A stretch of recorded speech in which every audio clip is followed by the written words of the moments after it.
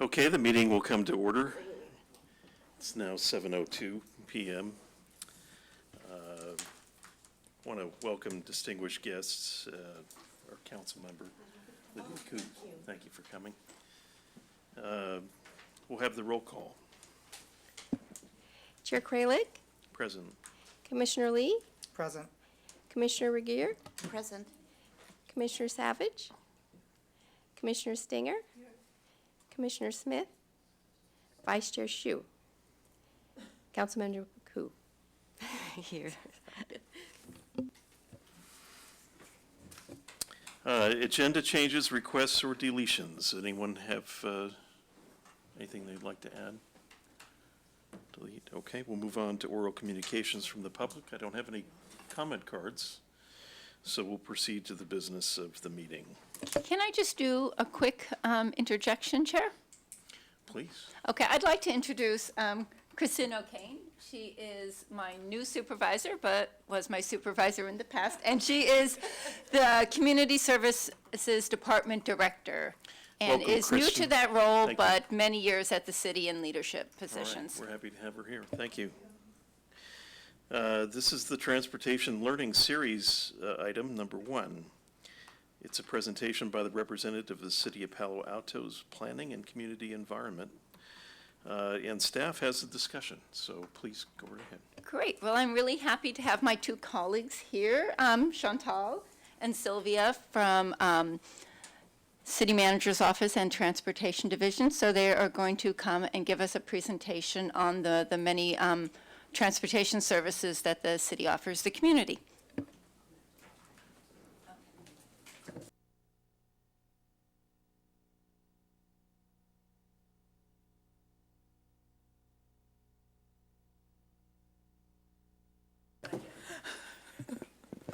And we have a computer flashing.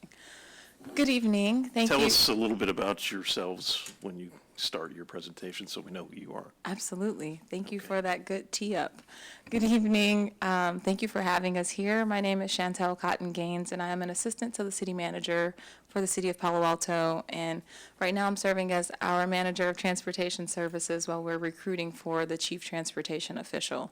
So we'll talk a little bit when we go into the presentation about where transportation is, et cetera, but that gives you context of why I'm sitting here today, and I'll let Sylvia introduce herself.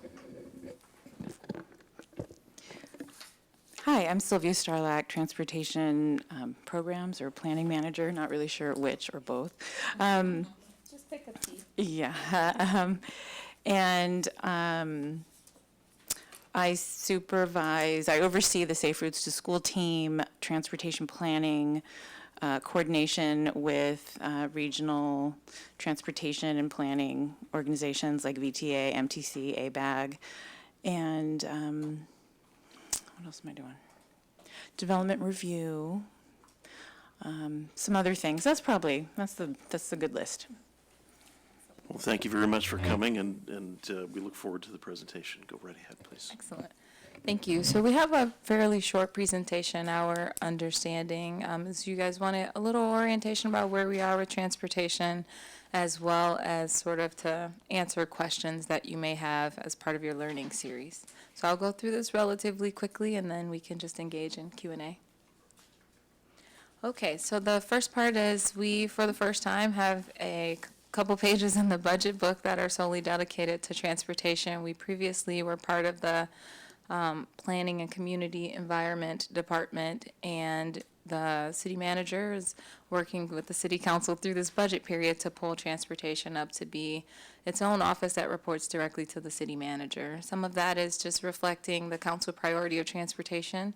Over at least the last 6 years, there's been at least one priority each year related to transportation for the council and some high priority projects, and so we're just trying to be responsive and reflective to that. So if you love going through budget books, the pages most relevant to transportation operations are 283 to 294 of the proposed budget. In the pages related to transportation in the budget, we made a mission statement and a purpose for transportation, and I'll just read it. I don't like reading slides, but I'll read these ones. It's fairly short. So Office of Transportation's mission is to preserve and enhance the quality of life for Palo Alto residents, visitors, and businesses by providing efficient and cost-effective transportation services for all modes of transportation. Our purpose is to provide the safety of the users of all modes of transportation, reduce reliance on single occupancy vehicles, address congestion, and reduce through traffic and non-resident parking in Palo Alto neighborhoods, leading to an integrated transportation system that serves local, regional, and intercity travel. So I read both of those to you just because it hits at the idea of we're trying to think about people movement here in all modes and how we do that most efficiently. The 3 goals we've outlined for this upcoming year, because it's a year of transition for us, we tried to set some goals that were realistic, knowing that we'll have some key staffing changes happening in the earlier part of this fiscal year, one of which is the chief transportation official, getting that person's role filled. So we have one role that's designing and implementing transportation services that meet the needs of our residents. That's the core of what we do. That's really where everything kind of falls in our work. The second is ensuring that services are delivered efficiently and continue to improve, trying to really get better metrics that help us understand the services and what improvement would look like. So we're trying to think about data and things like that. And the last one is most important is increasing the professional capacity of the members of our Office of Transportation. Without people, can't really get the work done, and we have some positions we've requested in the budget, and I think we'll get them. We'll see on Monday. We'll see if they stay in there. But then we'll be working on hiring those positions, getting those people up to speed, and really just trying to use this year to get our team ready to go. So the next couple of slides are focused on our initiatives, programs, and projects. We have a lot of things in the works, some things that are in the works but changing, and other that are big initiatives that are just good to know about, and then our staff development and recruitment activities.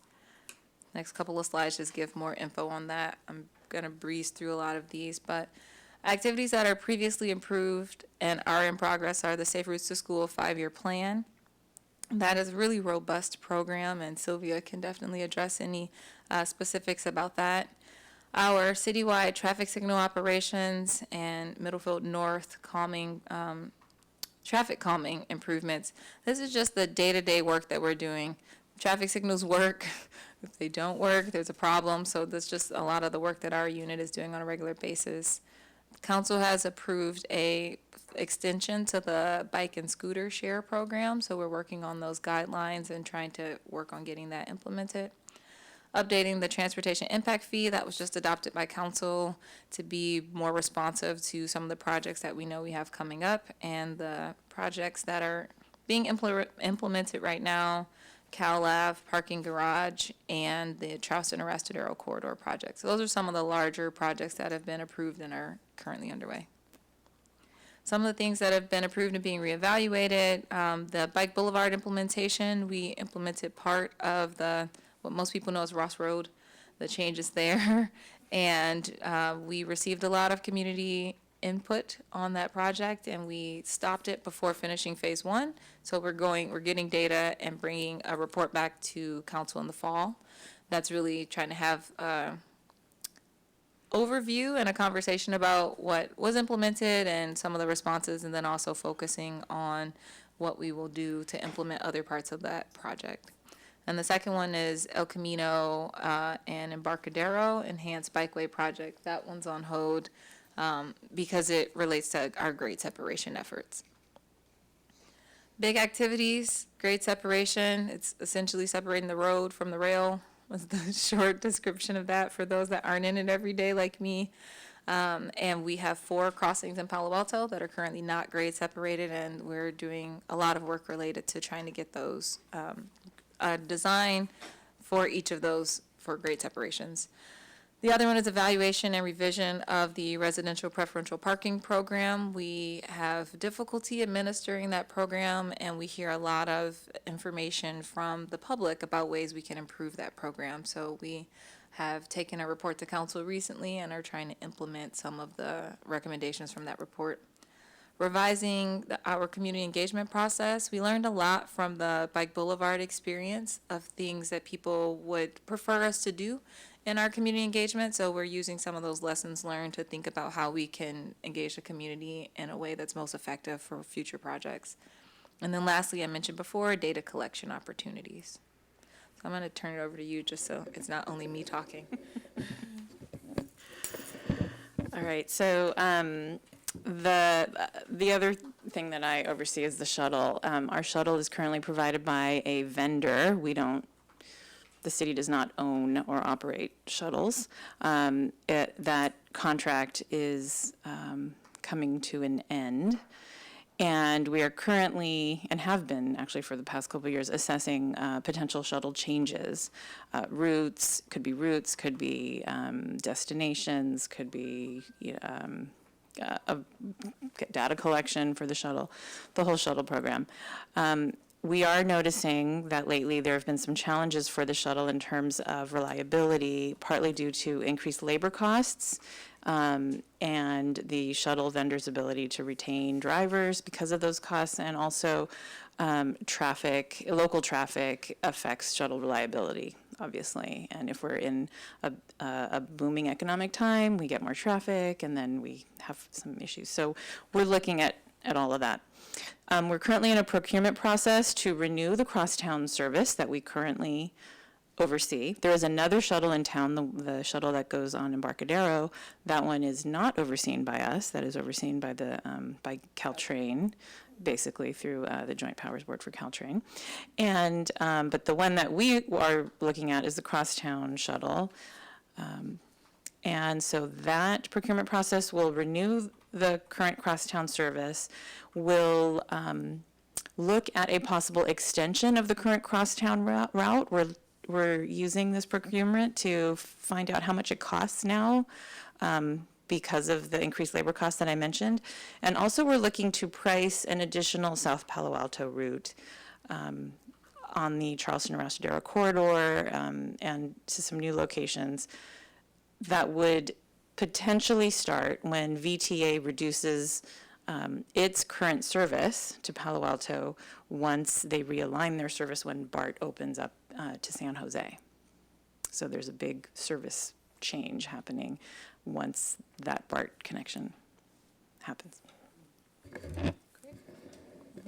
So I believe this is our last slide. Just additional information about staff development, ongoing. We're always looking for ways to help our staff be better at their work. We're currently recruiting for the chief transportation official as well as a senior transportation planner who will help with some of the development review and other assignments. And then the two requested in the budget that I referenced, our parking manager to help implement some of those recommendations I previously spoke of, as well as a senior engineer serving as a manager for our engineering staff. And that is the end of our formal presentation, so we are available to answer any questions. And again, thank you for letting us be here and present. Thank you, Chantal. Thank you, Sylvia. Are there questions from the commissioners? Commissioner Lee. Hi, thank you so much for coming. I was wondering if you could give us a sense of, what are some of the challenges that particular communities within Palo Alto are facing, in particular seniors, folks with limited vision or other sort of disabilities. What are some of the challenges that they're facing, and what is the department doing to try to tackle some of those issues and ensure that those folks have the ability to get around town and, just live very vibrant lives? So we sometimes will get calls from residents who are having, who have those challenges. And, our shuttle is a fixed route shuttle. And so we end up having to refer to VTA to provide paratransit services. And I know that for a while, VTA's paratransit services were not really happening, weren't very good. Recently, I've seen that I think their paratransit service is back up and running. So that's good. But, our shuttle is a fixed route shuttle run by a contractor. So, it is ADA accessible. But that, we don't have a particular, disability program for the shuttle. So the folks that are calling you, do they tend to be in a particular area around the city or a particular distance from the existing fixed route? No, there or- was one particular resident who had some vision issues and was using transit to get around. And what he actually needed was a signal to get across, an audible signal to get across El Camino, which is actually not in our jurisdiction. It's actually Caltrans. So we worked with Caltrans to get the signal put in for him so that he could take transit and then get to where he needed to go. You know, in your presentation, I didn't see a lot of metric information that would describe your provision of services to how many people. And I just wondered, are there numbers that we could understand? I'll just give you an example. You know, you talked about the bike paths that you had put in. I mean, you said you were going to share some information and counting. Is there someone out there who characterizes in numbers how many people use your transportation routes? I mean, I have some of that. Yeah. Go for it. Yeah. Yeah. So we have some of that we didn't bring that. One of our challenges is to put all that data into one location, and we are going to do that. But we have it by program, basically. So I know all the numbers on the Safe Routes program. For example, there are 12,000 students in the Palo Alto Unified School District. Fully 1/3 of them arrive by bike to school. So that's 4,000 youth cyclists in town, which is kind of an outrageous number. When you break it down, so that's K through 12. When you break it down by school level, that works out to 46% of high school students, 50% of middle school students, and then I forget what the number is for elementary. But if you look at, and that's just biking, so if you look at all active modes, so biking, walking, I think we even throw in carpooling and everything, we're at some number in the 60% across or more for the 67%, I think, for the whole district across all the grades. So we like to say that we're at Amsterdam levels of biking amongst the youth. If anybody's traveled to Scandinavia or parts of Europe, we have that level of biking, but biking and walking without that level of infrastructure. So we're always looking to improve the infrastructure for the youth. Yeah. And how about the shuttle? And so I was going to add on also for other information that we have in terms of data is if we're doing a project in a certain area, we're always going to have infrastructure set up there to do counts, trying to factor in bike, ped, and vehicular usage of those streets, usually project specific. So part of our processing through within the next year or so is thinking about what data that we need. And I think really trying to enhance that where we can. We realize that we have some data and don't have other pieces of data that would be useful. In terms of the shuttle, we do have ridership information, but this past year's ridership information is not our strongest. And we had a couple issues, I think, that led to that. So as we're doing the procurement process, we are really trying to factor in how to make sure that the vendor selected can get us the data that we need, because that's a critical number for us to know how we're doing with that program. Of interest, when transportation just had one line as part of the PCE budget in years prior, the one metric that was there was the shuttle ridership data. And so for us, if you think of it that way too, it's really important to make sure that we have solid data going forward, because we actually can track that over the years to know if we're growing or not in shuttle usage, ridership usage. Commissioner Stinger. I had a couple questions. First, thank you. Having needed the shuttle and used it, I really appreciate having the service. Thank you.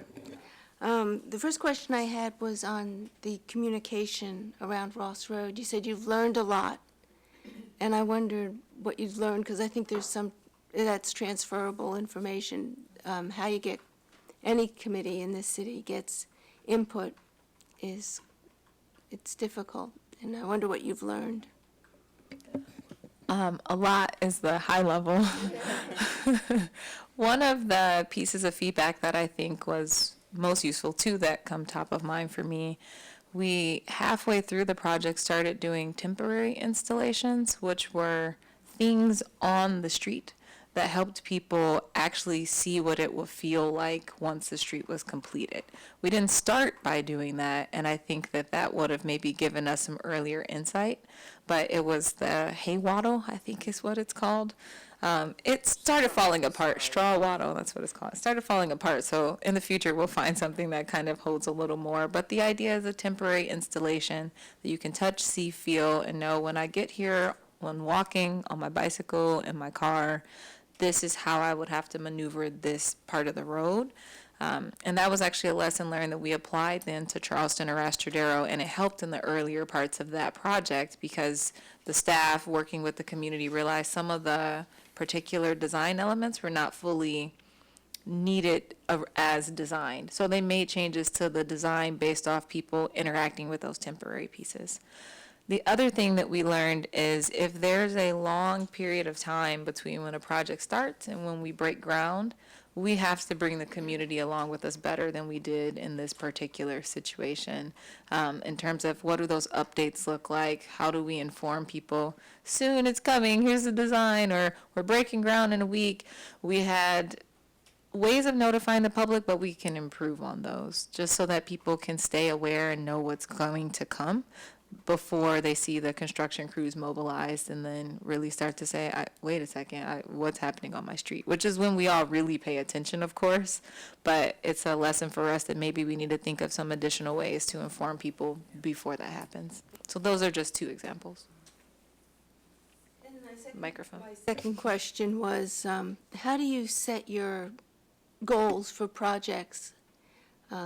Do you do a strategic plan, like interview people in the community? Is it your engineers who, top down, bottom up? Yeah, it kind of depends on what mode we're looking at. So, for example, we have a bike plan that was adopted by the council in 2012, and we've been steadily working to build out what's in that plan. It depends on our operations, our signal operations. That's done by our traffic engineers. They are looking to make sure that delay and speeds are, delays minimized and speeds are maximized if appropriate, depending on what the streets are. So it kind of depends on what it is that we're looking at. Could I piggyback on that question? Yeah, let me just comment, because I remember that bike plan was driven a lot by citizen input. Yeah, there was a lot, yeah. So in particular, when it comes to things like audible crossing signals or having the curbs that folks in wheelchairs can use, what is the process like in terms of identifying which intersections are the highest need and setting that schedule? And given that there are different jurisdictions involved, I mean, you alluded to Caltrains, dealing with El Camino. So with regard to that specific mode, how do you go about identifying? Right. So it kind of depends on the context. So, for example, some of our schools have contacted us and said, like schools that have students with different disabilities, they might call us and say, hey, we need an audible signal, for example. I'm just making this up. Like, for example, outside of Green Middle School, because we have a student who needs to get across Middlefield at California. And so they'll call us, and then we will figure out how to put it in. We have one person who does signals, who does that kind of signal work, programming, and and that person also does a bunch of other stuff, too. Yeah, the other way that we do this is through our 311 service, 311 app. I don't know if you have the app on your phone. Yeah, I use that all is the there a time. particular criteria that you use? Like, if you get a 311 ping or someone calls in, how do you figure out whether you're going to be able to actually make that change? I'm guessing you don't have unlimited resources, right? Correct. So it really kind of depends on the context, right? So we're gonna try not to put an audible signal in where it's all residential. You know what I mean? Like, we might, I mean, if someone needs it, then we will do it, but we try to figure out where it makes sense. Okay. So yeah, that's probably a better question for our engineer. Okay. And when someone calls and it's on a street not governed by the city, like Caltrans, do you We refer. refer that and? Yeah. Okay. Because I've spoken with at least one agency that deals with folks with disabilities, and they didn't have a clear sense of, you know, if there was a list of intersections that would get either new or updated audible signals. Right. They certainly have their own list of things that they would like to see improved. Some intersections have kind of outdated signals or don't have signals, so, Well, they should send us their list. okay. Yeah. Commissioner Rieger, did you have a question? Okay. All right. Staff, questions? Okay. Sure. Might actually be a question. It'll cost you. It'll cost me. Okay, thank you for seating. This is actually a question to staff. When we did the senior survey, was it input to this? The shuttle service. The shuttle service. Yeah, that was, I think I told Sylvia and Chantal about that in the email, is when they did the shuttle survey 2 years ago, 3 years ago, the commission met with the former shuttle manager, and to really enhance hearing from certain populations in the city. So the HRC actually did a big push. They went out to at least 5 to 6 sites that serve seniors. I think through their efforts, got over 250 additional surveys in from seniors, low-income seniors, non-English speaking seniors, and the outcome, I know when we went to the presentation by the contractor that was doing the shuttle survey, basically said the highest audience they heard one from were seniors and the needs of teens. So, yeah, that's really how, just to let you know, I mean, that's a real way in which the HRC can add value to city staff, is being able to reach out into some of these vulnerable and marginalized populations that they have contacts with, or have an affinity to serving, to have their voices. Because just listening it on the city website, or even emails out to some of these organizations, don't seem to go very far, but they have the passion to get the word out. So I take it you guys would be open to our contacts in the future to identify those needs. Thank you so much for coming. We really appreciate Could I it. ask a question, please? Oh, sure, I was please. just curious, do you find that the disabled uses the shuttle?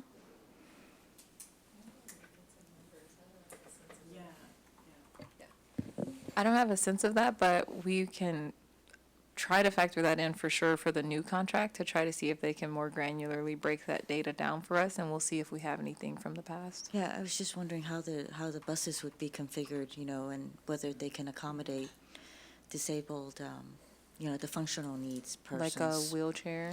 Yeah, or- wheelchair, or even, you know, if they're near Abilities United, because they're on Middlefield, right, the crosstown. So would there be, or do they usually have their own vans? I'm not really sure, so that was just something, just to clarify. The vans are wheelchair accessible. They are The wheelchair. vans have, yeah, we Okay. made sure that it's been that way. Okay. Yeah. Oh, okay. I That's I good to just know. don't, I can't answer your question about how How many. Okay, usage, Yeah. okay.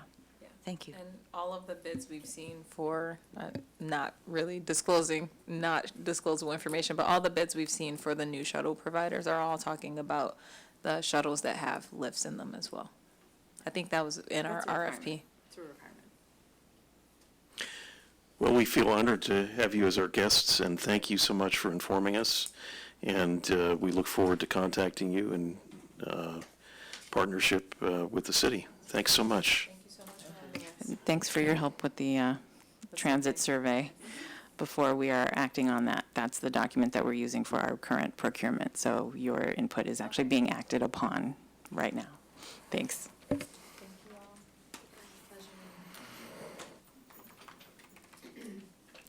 Our next business item is the discussion and input on the draft HRC endorsement guidelines and procedures.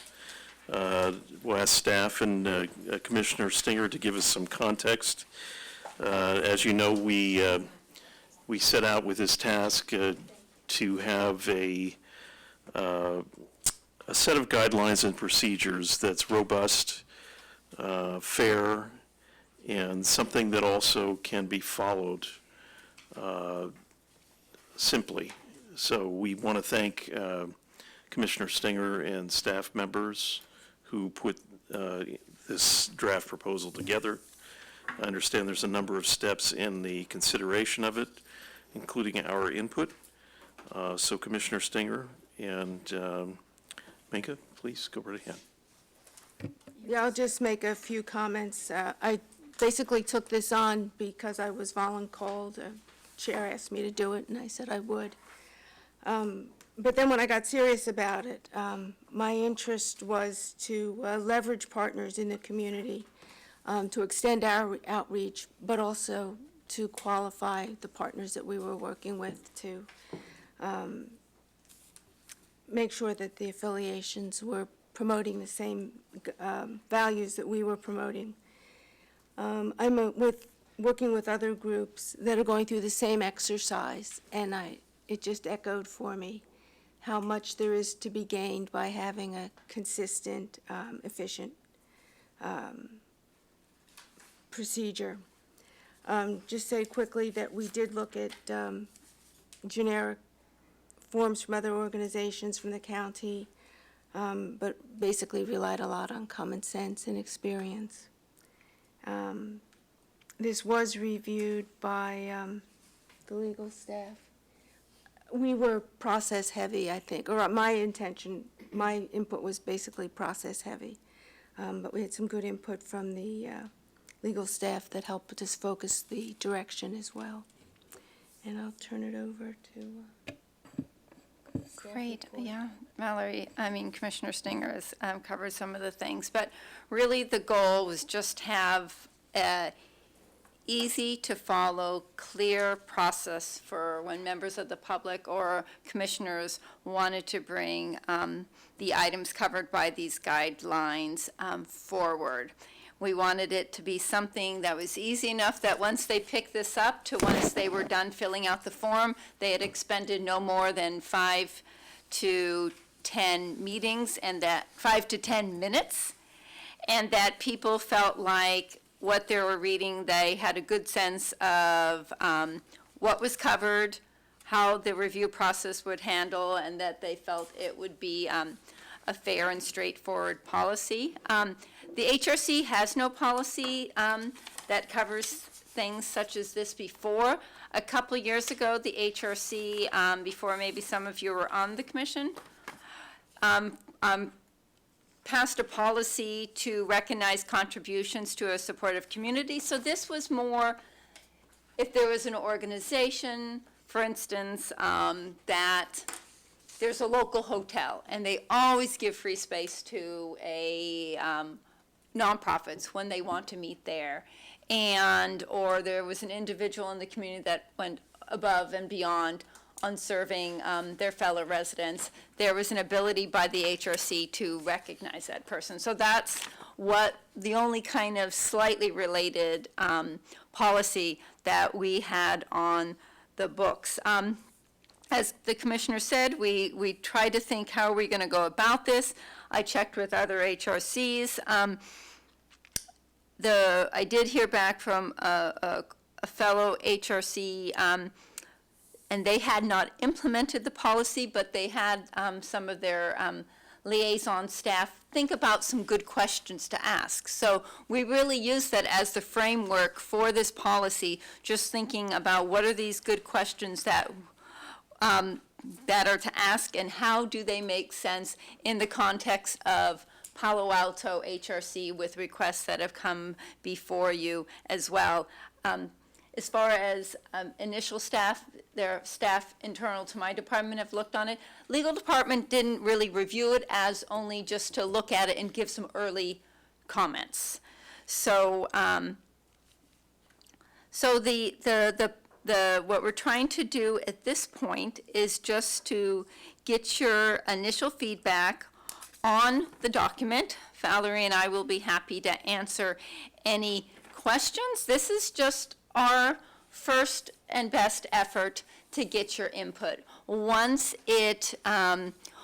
you have given your input and you feel this is a document that you feel good about, then it will go through internal city review, mainly for the fact that, wanting to check that what's included in there is under the purview of the HRC's responsibility and the processes are correct, or how does this align with maybe other endorsement policies that either a city department has, or maybe if the council has a policy, just so that everything's in alignment. So what they're, before it goes through that review, they're really looking to you and say, okay, does this policy with your suggestions, would this meet your needs? And then it'll go through those reviews, it'll come back to you all, and then we will go from there. So I'm not going to go through it and say, what do you think about this section? What do you think about this section? I just, wanted to open it up to see what you thought. And Commissioner Singer and I are here to answer any of your questions if you think, why did you put that in there? Or why didn't you put that in there? So I think I'll stop at that point and just be available for questions. Yeah, I do have a question about something, and really it's just to ask your explanation of it. And that's the process for consideration, the designation of a reviewer. I think it's a wonderful idea. This is something that we talked about, I think, as we grappled with it before, because there's a limitation on the number of commissioners that review these things. And, the Brown Act could come into play if we were all doing it at the same time. So I really like what you've done here, which is you have a set location for the applications to come into the staff, and then a designated reviewer. And I just wondered, what's your input about how workable that is? That's something that I envisioned which was. Right, we tried to follow your model. You had talked about the reviewer concept. I think this is one of those things where we all need to be honest. It's kind of like the emerging needs funds, where it looks really good on paper, and we might have to test it out for a little bit to see in practicality how it works, and if there's some, tweaking to this part of it, we might come back to the commission after 4 to 6 months and say, hey, this part is working, this part isn't working. The thought really was to follow your direction, saying, okay, if someone reviews it, and just as far as to qualification, and if it's something simple that doesn't need to go back to the HRC, let them work with staff and approve that application. If it's something a little more involved, then it come back to the full commission to be reviewed. This is, like I said, we were going off of your leadership here. We are hopeful that this process works. What we were hoping not to do is, like with the Emerging Needs Fund, every time there's an application, having to call 2 people together and scheduling, and that since that's a quarterly deadline, that isn't really burdensome, but depending on the volume of applications we get, we don't think having a system where you have to call multiple people together to do a first pass on this. And theoretically, I can do a first pass on this, but, and then have it go to the HRC. But the real hope for this process is to empower the HRC and give that role to a commissioner who wanted to serve in that capacity. When you go to the detail of receiving these applications, is there something that you envision in terms of like a website submittal, or how do you anticipate people would approach? Pretty low-key. It's on the back page. It's either email it to Mary, fax it to us, or mail it to us. And we would have a system of logging everything we get in, making a designation for the outcome, whether it's by the reviewer or the full HRC. If there's communication that needs to take place with any of the applicants, staff would take care of that. but we definitely would have a clear list of who has applied. That's nice. Thanks so much. Okay, thank you. So I have just a question of, you have under, because I'm new, it's my first, what is action? It's on here saying action, does that mean we're voting on You this, know, or- at one point, 'cause there, that's- right, I hear you. At one point, the action right tonight could just be to be in agreement to send your collective comments on to be reviewed. At one point, the thought was perhaps the HRC could just, if they were ready, to make changes and approve them. But as I went through internal review, it became apparent that that review needed to happen after the input of the HRC. So tonight, you know, there will be no action, or you can consider that your action will be to send your collective comments on. At times, there are things that are listed on action on the agenda. That does not require you to take an action, or you'll be in violation of the agenda, but. Okay, that is just. So- And then how do I know when we're voting on something, if it's not action? Does it, I mean, you know what I'm saying? Does Usually, it- if the commission does not plan on making a decision, often it'll just say discussion, as you see on agenda item number 1. Right. Okay. Any thoughts about the proposal? Yeah, I just have a couple of questions since I am new. Please. I'm just trying to figure out, are we creating a problem? What is the problem? Why are we doing this? What I heard is that when request came in, that the problem this is trying to solve is that a couple things. One is that all requests that come in, whoever makes them can feel like they are being considered and reviewed in a consistent, straightforward, and fair process. So it's not like, oh, you know, this year, you know, someone from the public came and asked the HRC to consider this resolution, or this year, someone on the commission asked for something to be considered and it didn't get on the agenda, or it took 2 meetings to decide, but last year it only took 1 meeting to decide. The feeling was that it would be a really good idea to say, okay, what are the types of requests that come before this group? What are the ways in which this group, and even though staff wrote this is your policy, I just did this as a service to you, this is for your input, what works best for the commission? What information does the commission need, and what kind of guidelines does the commission want to set down to consider these types of requests, so that everyone who makes them knows ahead of time during the process what's going to happen, and that it's in a straightforward and consistent manner. I'd So- like to so I add guess- to that. Could I add to that? So, you know, the premise of the question is that there was a problem. In fact, it's a little bit different from my point of view.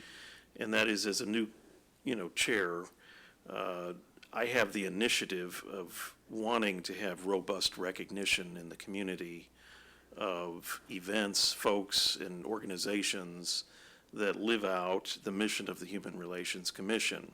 And so I have 3 proposals here. One is that it be a robust program, that it be workable, and that it be fair. And so I wanted to be systematic about this, because in the past, it has not been robust. There hasn't been a lot of recognition, and we have wonderful groups who deserve it. And I want to have our commission put its imprint in the community on those groups, individuals, events. So it's more of an initiative than it is a problem. It's a change of direction, if you will. And maybe Commissioner Stinger might want to give her impressions as the former chair about it too, because she also drafted it. Your thoughts about why we put together that program, other than I asked you and. I really thought of it in the context of other organizations that I'm part of, going through the same exercise, that a lot of partnerships are proposed, and we really need a way, I really like your language, robust, workable, and fair, to be able to make sure that that partnership helps us promote our mission and is, and that our partner is consistently respected in the community, that we're choosing our partners well.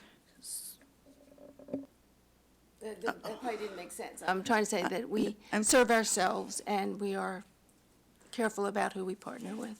So there are no unintended consequences. So has there been a problem where we're affiliating ourselves with, I mean, I'm just trying to figure out, being that I'm new, but also that, this is my background, community studies was my major in college, and this is what I've always worked my entire life on, is getting community involvement. And you don't make a robust community by having them fill out a form. That's in English. That's not one, you're not going to get a robust community involvement by filling out a form. And that's my own worry, is that was there problems in the past that's Well, making us- that's why we have you here. I mean, I'm just and- concerned that this is, No, that's a great concern. you know, I mean, And it's important to express it, and I think you should be open about it, because I think one of the questions that I had is, how are you going to receive the input? And what you're identifying is that without really intending it, it may not, this program may not meet the needs that we've set out, because the form is too difficult. It may not be in a number of languages, and that's a great input. So that's why, you know, your thoughts are very welcome. thank you. And then, and I was just concerned about the word meaningful. I know you didn't want to nitpick, but I trust who we all are, but times change, and what is going to be meaningful? Like, and that's really not our role, is to be meaningful. It's also be non-discriminatory. And what might not be meaningful to one person might be meaningful to the other human relation, or it might, do you know what I'm saying? Is that if we have one commissioner and it's a one-year term, and So just be more specific with your thoughts. You're looking at something that says one commissioner, and you said you're looking at something that is meaningful. Where are you looking? okay, Just on so we- meaningful, on key objectives Okay. to reach in the community, and the second point, to provide a meaningful support. Okay, and your thought would be to say, The word meaningful is just what is, I think having someone that has a passion and says, and then we say, fill out this form and we'll get back to you, is Can you say what you mean by have a passion? Because it's not the role, it's not really the role of the HRC to say, oh, you have a program, you have an idea. By program, by, you know, the HRC support might be, for instance, the League of Women Voters just had an event, a local event, and they were looking to see if the HRC might want to endorse the event to further the reach of the HRC to work on issues of implicit bias. So they would have come to us and say, you know, is the HRC willing to endorse the event? A little over a year ago, for several meetings, we had groups that say, oh, will the HRC consider this resolution? You know, and the HRC was a little bit taken aback, so, okay, a resolution, okay. So what should we do first? Should we have the person come and speak to our meeting? Should we do this? Should we do that? So for me, it's more of looking at some of the issues that have already, it's not like the HRC is going to be seeking out programs into the community to support ongoing programs or having those people come to us. It's looking at some of the situations that they have been approached with and finding a way to say, okay, when these type of approaches happen, we know the process that we will take to consider it. So if someone says, hey, will the HRC consider this local resolution where the Palo Alto Help the Homeless Coalition, and in 2 months, it's going to be Help the Homeless Month. Will the HRC pass a resolution for Help the Homeless Month, then the HRC just consistently knows if you come to us with those kind of requests, these are the 3 things we're going to do to consider that. In the past, it was like, well, what do we do? You know, how do we think about, do they come to us? Do we have to ask the council for permission if it's just ours? So it's just trying to think through some of those situations and, So this is to not try an to issue get- of publicity. It's people who know that they can come to us with these requests. right, I don't expect that this is going to be anything that's going to be in the paper and say, hey, the HRC is doing this, please come to us. This is to give a voice and process to things that you have experienced in the past, and when they've come to you, I know in the leadership team, it's like, well, how do we do this? Do we need to do this and this and this? And this might be a page and a half too long. This was, we were given an assignment, and I know Well, I had expressed yeah. a desire to initiate this. I will clearly speak to that. I've been thinking about doing this for a couple of years, but I'm not wedded to it being 2 pages. I just think if you want to say, these are the things, 5 steps that the HRC will follow, so that if this does happen, people can say, oh, we know what to do. Okay. You know, the word meaningful, Commissioner Rager, is one that I think we would welcome your comments on. If there's another word, thoughtful or logistically, supportive. It could be a number of different things, but I think your close reading of this document is very welcome. Commissioner Lee, go right ahead, please. So for me, I think that the way that the process should be, in my opinion, if a group or person comes to the commission or comes to an individual commissioner and say, we would like the commission to get involved with this, whether it's a letter of support, a resolution, or accommodation of some sort,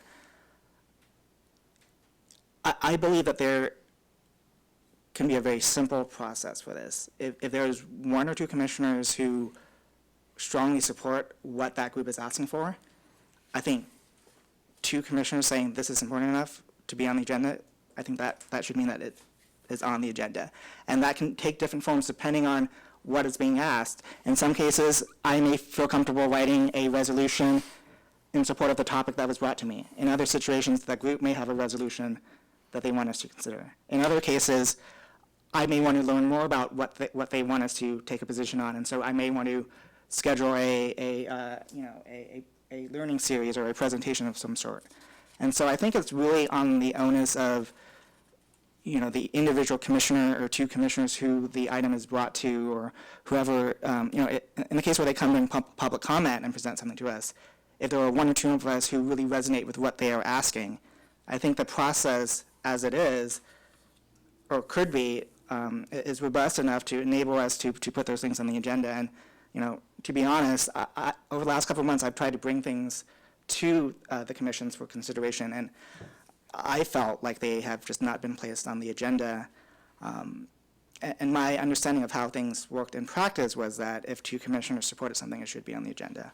And I would like to, if we do a process. Yeah, let me answer that, because I think, part of leadership is we've addressed some of those issues, and we had trouble, practically, because as you were circulating some of these issues, gaining support from one member or another, the next thing that happened is that we took it up in the leadership meeting, and we had 2 other people who were on the commission serving in leadership, and it became impractical. And so the workability aspect of this program was really designed to facilitate, not to stop what you had. Now, you kind of conflated 2 issues, which is the issue of putting something on the agenda, and I don't think this changes that at all.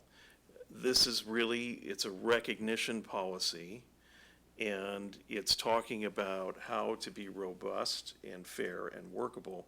And the specific thing that happened the first time I had a leadership meeting was that we had 4 commissioners that had reviewed and commented on a resolution you had drafted, which ended up with our contacting the city for legal advice as to whether or not we had violated the Brown Act. And what that engendered was the inability to proceed with the item that you had suggested. And Well, we actually so- did proceed with it in a different form, though. But, right? but we did not put it on the resolution. And so what we decided was, we need to be fair to Steve Lee. We need to get his I mean, I guess what I'm energies I mean- supplemented into a process that's going to be robust. I mean, I think this process contemplates things being on the agenda, right? I mean, if the commission is going to take a position on something to support a group, it needs full members of the commission to support it at a public meeting. And so the question is, how do we want to get it to the commission? My understanding of prior practice was that if two commissioners wanted something, it would be on the agenda. That's what I did. But then when it got to leadership, my understanding was that there was some question about whether we wanted it on the agenda. So it ended up involving unintentionally more people than the two that I thought was needed to get it on the agenda. Can I ask a Well, question? in Sorry. any event, what I In any wanted to event, say yeah. to you is that the intent of it is actually to supplement Sure, your energies sure. to be more effective at handling your requests. Yeah. Can I and ask- I don't question sidestepping- your intent at all. Yeah, I the think this is very well. conflation, though, the conflation is not there. This does not change the two-person agendizement of issues at all. I Go just want to ahead, ask a please. question, because I didn't see anything about who leaders are. There's nothing about, I don't understand this leadership team. Yeah, that's something that I mean, we have to orient you to the Well, commission. there's nothing in here about leadership team in here. It says the handbook, and I'm just kind of concerned that there's only 7 of us. It's And I just a title that's used for the chair and the vice chair when they meet with staff to do agenda planning. So 2, but you said 4 commissioners Well, on the leadership team. No. Stephen is talking about a specific item that created a problem, and it kind of roadblocked him Well, so let unintentionally. me explain what happened. So I had drafted a resolution for Lunar New Year. I had asked Commissioner Shu if he would be my second commissioner on it. And at the time that I forwarded it to leadership, we had 2 members of the commission who were interested in doing it. I believe subsequently Commissioner Shu was uncomfortable with it. So I sought a second commissioner. But because the chair and vice chair had discussed it in leadership, that created 4 total, right? Myself, Commissioner Shu, the chair, and Commissioner Smith, right? If we had a process in place that said anytime there are 2, it would automatically be on the agenda, what should have happened is if Commissioner Shu had withdrawn his support, I still would have had the ability to go to one other commissioner without any Brown Act implications. And Yeah, Right? but So again, my- let's okay. not conflate the issue, Stephen, sure, and we but- got to but keep this short my because. recommendation for the process moving forward is I disagree with the Okay. idea that we have one commissioner vetting all of these things. Okay. I don't want that process to be a screen to things that the commission may consider, because, one commissioner may think something is appropriate or not appropriate, whereas the majority of the commission may think the I mean, opposite. I want to, Councilmember Koo would like to say something. Please, go right ahead. So I think this is very similar to what council has in terms of an idea coming forward or something requested by the public. And what you do is if you're going to write it's going to be similar to a colleague's memo. So what you do is you write it and you ask for a second person in order to support you on it. But that's it. That's it. You hand it over to staff. Staff goes through what they need to do. And then it comes back on and it's for the entire Yeah. group to decide. So, but now what I'm hearing is that, it comes back no matter what. And then the group decides whether to move it forward or not. Is that That's, how? right. So this is a This is- draft. So if yes. the process for consideration does not meet the needs of the HRC, that certainly could be changed. I still would advocate for a process that everybody can look at and say, I know once I do X, Right. Y will happen. But if the thought of this group is that every single application, just once people look at this and go, oh, yeah, I'm looking for, what am I looking for? I'm looking for the HRC to endorse that event. Okay, this will cover that. Okay, oh gosh, no, they won't provide free space. That's too bad. Okay, let me fill this out, let me give it to them, and then if the goal is that it gets straight on the agenda and if that's the will of the full commission, that's fine. I don't, in theory, does a commissioner themselves need to fill out this form? No, they could do it through the agenda setting process. But it was just, I was hoping just for a common agreement that says, okay, yes, these items are recovered. Those are the limitations. These are the criteria. We've all agreed to that. Let's go forward. And So that basically not is- to reinvent the not wheel to every reinvent the wheel, single so that time. next quarter, what I don't want to happen as staff is that one chairperson has a real liberal view of something. Next year, the chair is a little more strict with the agenda, and there's some common understanding, okay, what will we look at? Well, the rules can change depending on the composition of the commission, so that concern doesn't go away by having a policy, because the policy can change. If we get 2 new commissioners, they can change the policy. Well, they can request that it be Yeah, agendized. sure. Can we too. recognize Consider it. Commissioner Stinger, please? Yeah, there were 2 points of clarification.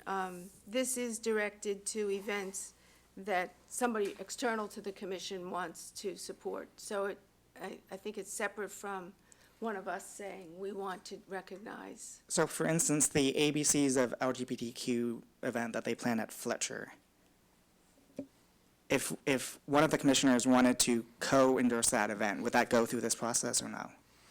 That would have to come from that group. That specific item did not have a second, if I recall, No, staff. but what we're saying in this policy is that if that's the will of this group, we're saying that if that specific event at Fletcher wanted the HRC to co-endorse it, they need to ask for it. That the HRC could not, on their own, just say, hey, I know about this, let's endorse that. I know about that, I endorse that. That group has to actually ask for them to be endorsed, not that they find out, oh, look, the HRC endorsed our event and they didn't request it. When I had a conversation with another HRC about this, the concern they had is the HRC themselves will only know about certain events, because we only have feelers in so many communities. So what if it was just events in the LGBT and the African-American community that you heard about, and those were the ones that you endorsed, because you were endorsing that without that group asking for an endorsement. Other groups in the community could say, wait a minute, they've never reached out to offer their endorsement to us.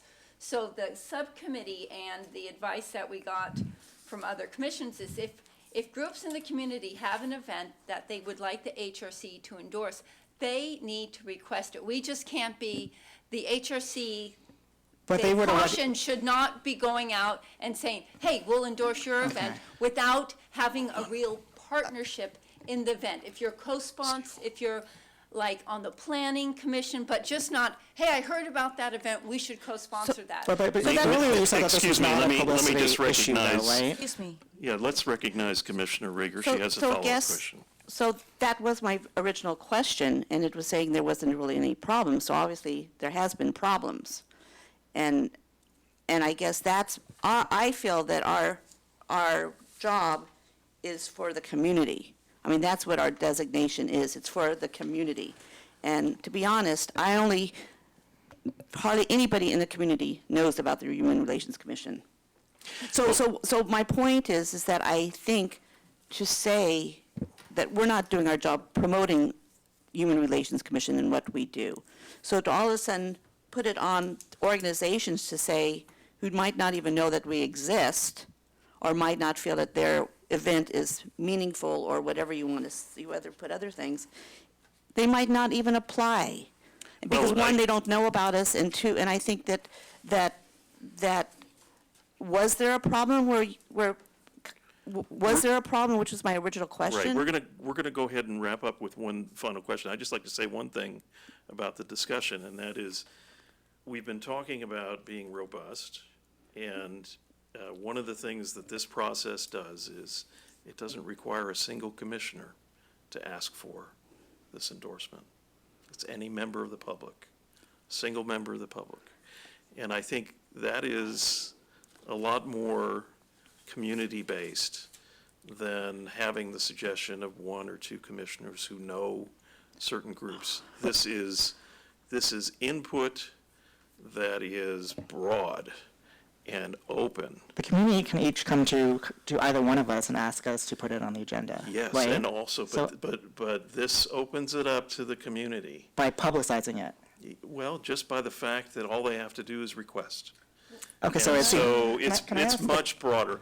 We'll have one final comment from each commissioner, because we're going to move on to our next. Can I ask for some clarification from Councilmember Q in terms of how the council does things? Hypothetically, let's say you and Councilmember Du Bois wrote a colleague's memo. Staff does its job, it gets agendized. At any point, does the mayor or vice mayor, do they weigh in or change your colleague's memo or determine when it's on the agenda? How does that work? You know, I just want to first preface it by saying that HRC itself as a commission, there may be guidelines and protocols that are set forth by the Human Relation Commission themselves from the past, and I haven't read those. On the council itself, naturally, when a colleague's memo does go through, yes, it's vetted by the city manager, by the city attorney, and there are a lot of changes that goes through it before it even gets onto a calendar. Or do the original authors have to say like, oh, I agree with this change? Or can the city manager make a unilateral change to? They make the memo? suggestions on our change in order for it to go through. And then- But yeah.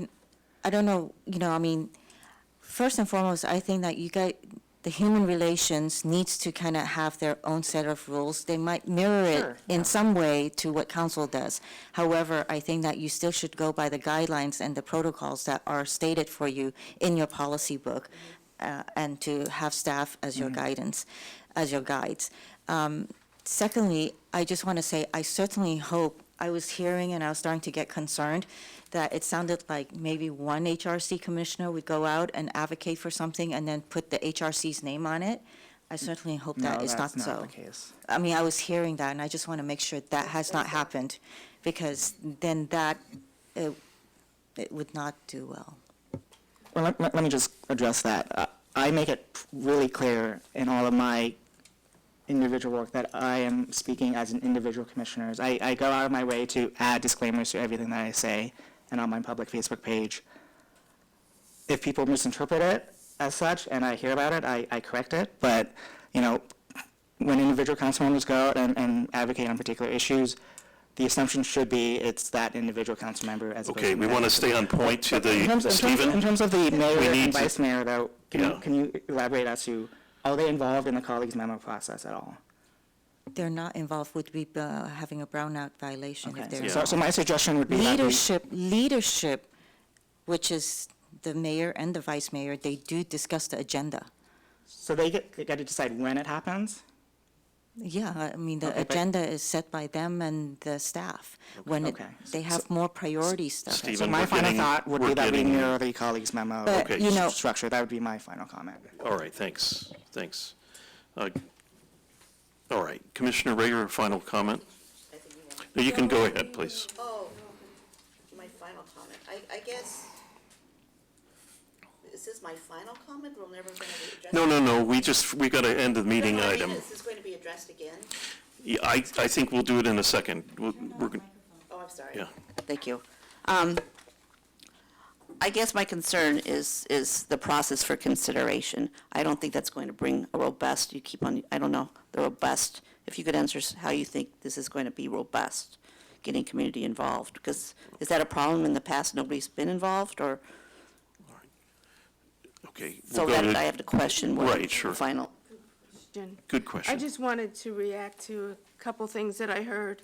I think your comment about HRC being unknown is really valid, but I want to separate promotion of what we accomplish and what we are trying to do from our endorsement of events. And I think we need to work on both, but they don't necessarily, are not necessarily interwoven. I wanted to comment on the colleagues' memo. I understand that to be something more topical, more of an issue for two council members to bring, or 2 or 3 council members to bring forward, such as the colleagues' memo that you brought forward. Was it this past Monday? I'm getting my weeks confused. That was a real issue for discussion, and there's some real meat in there. And it's, this is more of a endorsement of a subsequent event. And so I think that there are 2 separate conversations. And then finally, the meaningful support. There's a strategy and just a linguistic or a word choice, and you can challenge both of them. By meaningful, what I was hoping to communicate there was that the rigor of the process would mean that if the HRC's logo was on a league event or a Lunar New Year event, it would communicate something. And we have a ways to go, you're right, to make that meaningful. But if it's just, you know, you get it and you print it, it's like a bubble gum machine. You just ask for it and you get it.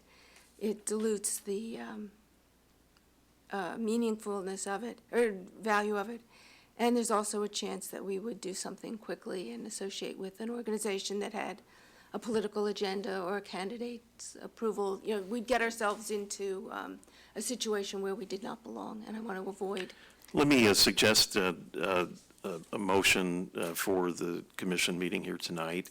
The motion would be that each of the individual commissioners submit their comments to staff regarding this draft policy for staff to review and consider along with Commissioner Stinger. Can I get a second to that motion? I would second that. Okay, any discussion of the motion? So I don't understand why that needs a motion. If folks have thoughts, they could send them to staff, right? Are you asking that we bring it back at another meeting? I'm with just their asking that we have a motion that commissioners can review and provide comments on this draft to staff. That doesn't require a motion, though. Am I wrong, or? But the point of making the motion is to formally indicate that we have reviewed it as a commission and to, set up the process so that we can present a second draft. So maybe I can amend it by saying the motion would also be for staff to present, staff and Commissioner Stinger to present a second draft of this policy based on those comments at our next meeting. To the commission? To the commission. And is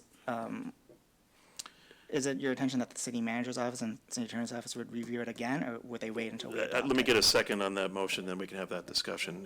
Would you second that? Okay, Yeah, The second holds. okay. my All right. intention with staff would not to be routed internally until the document reflected the wishes of the Gotcha. HRC. Okay, that's Yeah. fine. Okay. All in favor? Aye. All against? Aye. I'm Yeah, s- nay. Yeah, Nay, nay. nay. Okay, so we have a 2-2 vote. It didn't carry. It didn't carry, so I'm not sure where we are on the policy at this point. I guess we just have to move forward with something else.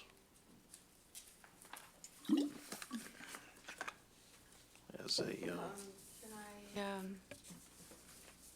make a second motion, sure. motion? That we first take it at a top level and decide whether we want a policy to guide our response to organizations in the community that come to I us. thought we did that, and I thought we voted on asking you and the staff to create the policy and to present it. Okay. So Sorry. we've taken that Redundant, step already, and redundant, sorry. that's the end result, so. Can I just say thank you for both of you? Thank you for all the work. That's okay. No, No, I try to decide what the next step is, and, Well, we'll have to think about that. At this point, it's stopped. So I would make a motion that the committee of one, I guess, Commissioner Stinger, consider a policy that incorporates elements of the council's colleague memo process. I hear what you're saying in terms of it's used for more substantive things, but I think it can be useful here to consider that process as well as was it just a tradition of having two commissioners Right. put something on the agenda? Right, and I hear you, Commissioner Lee, and I'm trying to understand this from your lens. I almost think by adopting that, you're actually making it harder on yourself in the end, because colleagues' memo are really for a substantive issue. A lot of these things are just not substantive issues, it's just to have a process. Let's check 5 boxes, and it'll go forward, and everybody checks the same 5 boxes, and it gets forward, and you put something on the agenda, you get a second colleagues memo. There's significant work.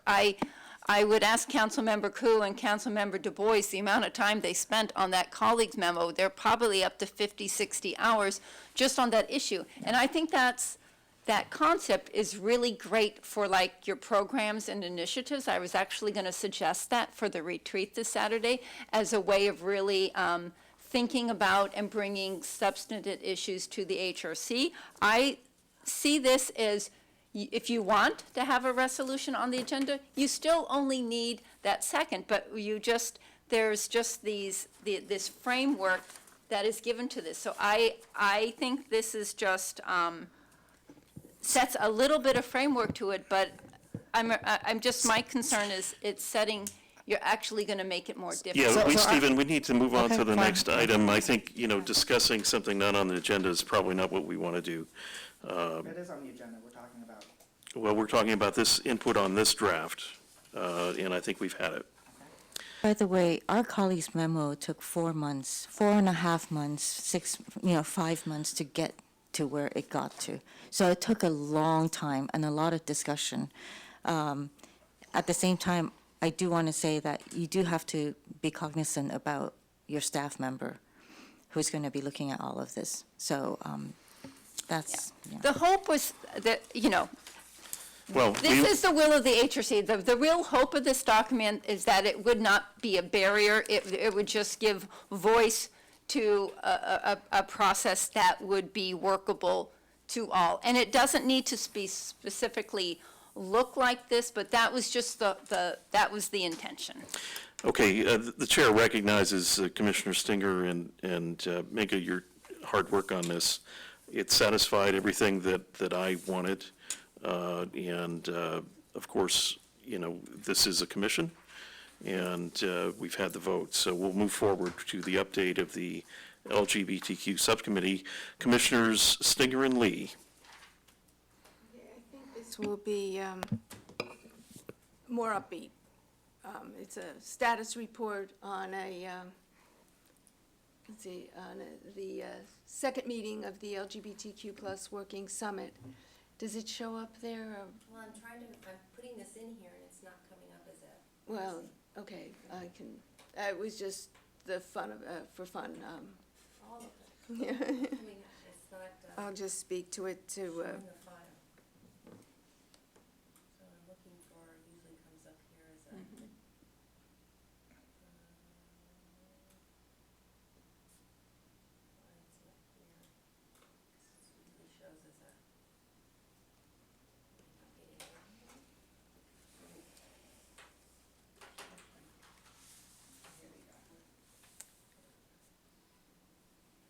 well, I'm gonna just slowly ramble to say what we wanted to do was give you a summary of the outcomes.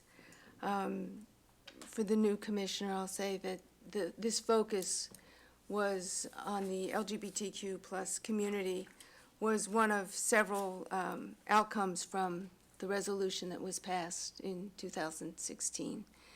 And we've looked at gender and religious communities and ethnicities, and this was all part of that. Now, we have started, this is, reporting this as a standalone item, but it originally was not. It was part of a larger effort. We have a group of about 30 people from. If you want to tell me which one it is, I'll bring it up. Oh, good, thank you. Is it this? Presentation meeting 2. This one here? Thank you. So we have had 2 meetings. We summarized the first meeting prior to this, and I will not do that again today. And then we had a second meeting. I will just say at the first meeting, the whole group came to 5 focus areas.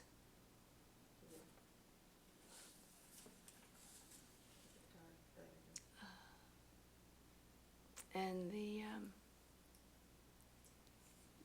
purpose of the meeting was to bring decision makers together from the key service providers. And at that first meeting, we all came together and focused on 5 areas. Thank you. This is representative people from county and city government, city and school librarians, service providers, and faith-based communities. Thank you. The focus areas we chose were visibility for the community, activities for the community, education and training, operational structures, and space. Thank you. And we explored a lot of different options at our first meeting, and I can do those with you separately, but I want to focus on the progress that was made at the second meeting and the activities that you'll start to see this summer. The first is the family movie night that the city and family services have organized for July 20th. It'll be a short cartoon and a film in Mitchell Park, and we have a performer who's going to host us. And I'm really excited. That will be the kickoff event as well as a standalone event. Thank you. The city staff is looking at ways that it can leverage existing events like the Mayfest by specifically outreaching to the different organizations in our working summit to encourage their involvement, participation in the chili cook-off, better outreach in catalogs, better communication of programs. In March of last year, a group with the ACS Adult Counseling Service put together a program for middle schoolers and their parents, and it was well received, and it was then requested to be delivered to even younger children. And the same group is working on delivering that program a year later in March 2020. And also as part of this, the library is on this committee, and they continue to highlight resources during Pride Month, to have movies they're showing. I just blanked on the movie. Matilda. No. Separately, the library is showing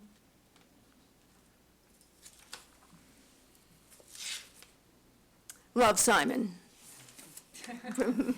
When is that scheduled for? Middle of this Pride Month.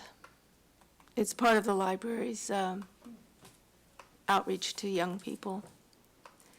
What we've called operational structures is organizational efforts to do sensitivity training, look at the gender inclusive language, and representatives of Human Services, the Family Y, and ACS have had their first planning meeting, and they will deliver a program in November of this year, early November. And the target audience will be the staff of city departments and community organizations. Yeah, I think there are 2 components there of operational structures. One of them is training sort of the frontline staff, folks who interact with members of the community, and to making sure that they have all of the training and knowledge that they need to do so in an inclusive fashion. And I think the second category was really geared more towards, sort of the leaders of the organization, and when they do strategic planning or looking at policies and procedures, do they have the mindset and knowledge set to think, are all of these policies as inclusive as they can be? Are there best practices that the city has that organizations can model, or vice versa? So really just encouraging each entity to be even better than they are right now. Yeah. I didn't include that because I didn't see any progress yet, but we Yeah. will revisit that in our August meeting. Thank you. And then I neglected to label this space. Space is obviously the biggest need of this community. And at our first meeting, we didn't have the right people from Joe Simidian's office in attendance, and so we sort of tabled it. And it became a focal point of our second meeting. And there are at least 2 activities going on right now during their budgeting process. The first is they're proposing, well, I'm going to do it in the reverse order. They're proposing a grant program to organizations. It'll be sort of pop-ups and startups, so that they have a better way of really assessing what sticks. A lot of people say we need things, and they do, but when we actually put the programs, we have no pilots to say, this really works. And so they're putting together a grant program so that on a small effort, we can fund different groups that are trying to deliver health services, deliver dental services, do a community art program, do a theater program, and through that really be able to validate this was the program, this number of people attended, this was the outcome, and have better justification for a subsequent permanent space application. And the other thing the county is helping with is bringing all of us together to survey the organization to clarify our needs for space and what might be available. We had some good, exciting offers of space at that meeting, and we're going to pursue those. We will meet again. Our third meeting will be in August, and we have at least these agenda items to formalize a statement of goals. Informally, we've used the words, we want to be local. It's a local pride effort, and it's family-oriented, separating ourselves from San Francisco's pride in June, San Jose's pride in August. We're doing a family pride in July. We want to assess our initial efforts, and then to Stephen's strong point, we need to continue to develop programming. Each of these action areas had a wealth of descriptors that we want to follow up on, and we'll continue that effort in August. And we want to look for a sustainable structure for a North County group. With staff, we've been the sort of central agendizing and calendarizing group. And it's great to do, and we're happy to do it, but it has to be subsumed by another organization. And that was it, yeah. Are there questions? The only thing that I would add to what Commissioner Singer mentioned, I mean, the goal here is to really do more with less. There are so many great things going on in our community, whether they're events being planned by city departments or the various nonprofit agencies that we fund.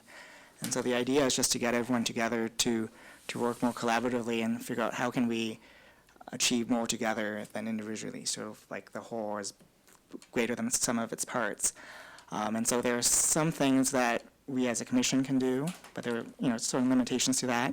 So I think Valerie and our goal is to really be conveners of this group and really just encourage them to do that collaboration, and hopefully down the road it will become self-running or self-supporting. There are obviously some aspects that the city may get involved, depending on staff availability and subject matter. Certainly the operational structures, if we determine that there are trainings or policies and procedures that need to be updated or changed, that would be something that's more city-focused. But the idea is to use our convening power to get these organizations to do more Well, I on think top of what they're already doing. Commissioner Stinger and Commissioner Lee have done an exceptional job, along with staff, in creating these working group meetings, which have brought high-powered people on these issues together and made great progress. So it's wonderful. I would say that if staff can forward information to our new commissioner about the past meetings, any kind of presentations to bring her up to date, I just would suggest that, attend it, because it's really amazing. Can I?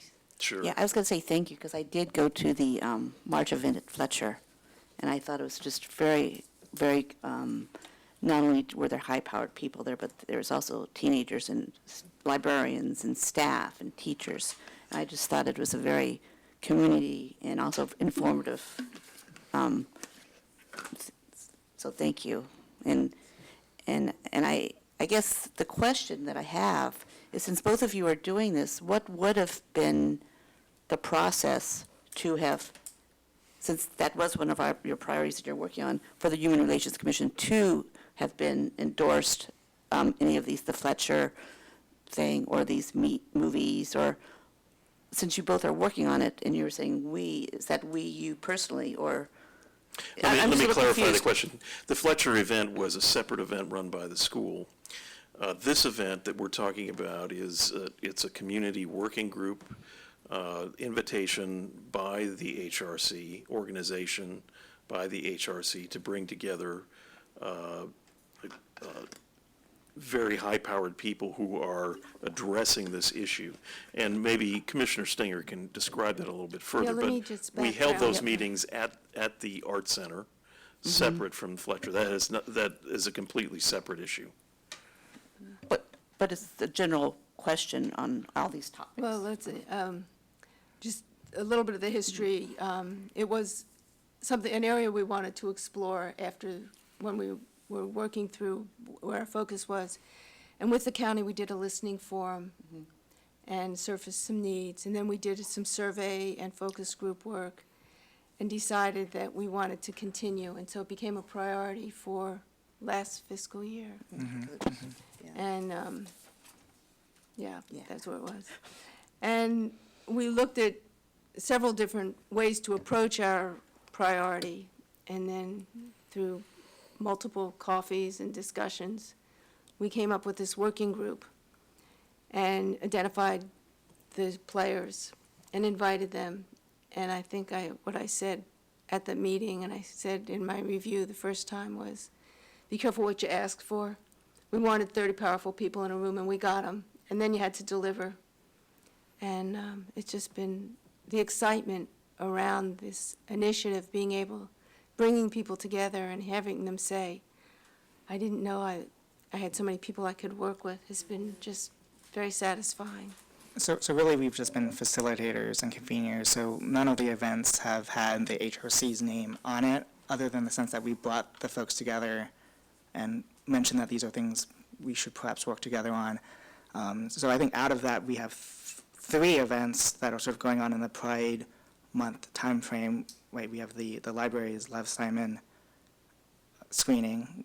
Project Safety Net, is it maybe next week or the following week? They're doing a youth empowerment panel for Pride Month. And then there's the Matilda one that Recreation Services with Family Services? Family and Children, FCS. So we've really brought them together, and we're helping sort of with publicity of it, but we haven't really put our actual stamp on it, so to speak, in terms of our name. Does our city council member have a thought or comment about this program? I know you attended one of the events. I think I met you there for the first time, actually. I don't remember. I attend a lot of events, I'm sorry. But thank you for all that you've all of what you guys did.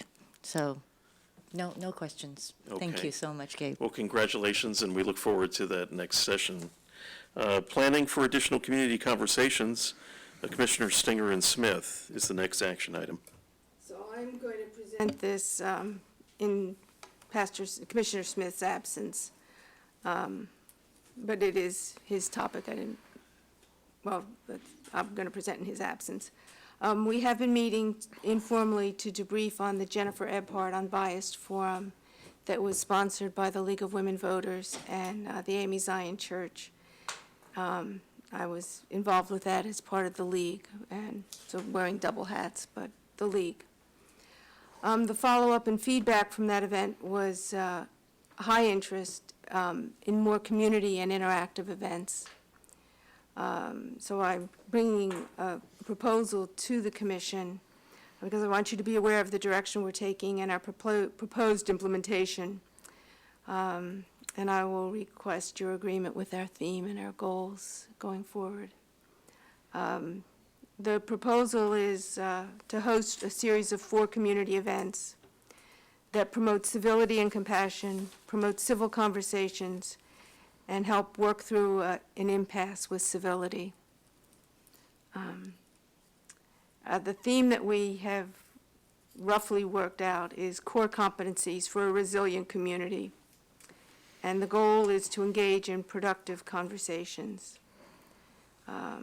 We want to grow the community's competencies in 4 areas, which is how we got to 4 forums. Speaking, and we're looking at when silence isn't golden and how you frame values. Listening enough to be changed. Personal responsibility in a democracy. And compassion and civility in Palo Alto. The implementation that we've talked about is to vary, mix it up over 4 events. We think we will start with an academic or an intellectual speaker and then arc to experiential formats. We've identified some theater groups, some improv groups, some debate groups. Thought about roundtable discussions for the subsequent events.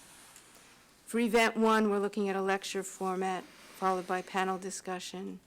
Our target is mid-August to mid-September. And the speakers that we're targeting will talk about framing values to get through an impasse, speaking to your values, having empathy for opposing views. The way we would like to divide the labor is the host would be the AME Zion congregation, because that worked so well for the Jennifer Ebhardt lecture. The invitation, the organization of the guest speakers is the League, and we would hope that the publicity could come from the HRC. The subsequent events would be really tailored after the first event and take some direction from the first event. So that's what we've been working on. May I ask a question? Please. So one of the things that I wanted to say is that I attended a community conversation event at the Art Center, the same place that you held the working group. And I really like that because that's a city property, and it is something that I think it's important to have a very good venue. I don't know much about the AME venue, but I do think it's important to control the venue, to have the ability to have parking, to do all those things. And in terms of the HRC, I would like to see us use that venue more. It was just a very nice venue, both for the LGBTQ and for the community conversation. Is there any resistance to that? Because I think that would really help us to, kind of go with what we know is going to be, successful. I do want everyone to come from the community at large. And I think finding the Art Center is a lot easier. It's, something that is open to us. I would really put a preference to keeping it there. You know that I like to do the events in the Arts Center. They've been very hospitable to us. They're easy to work with. It shows what we can do as a community. The reason we used AME Zion for the first event was that the HRC wasn't involved in it. Right, So that's what we I'm went saying. to Once the- we get into the involvement, I would prefer, I think we could offer that. yeah, your thoughts?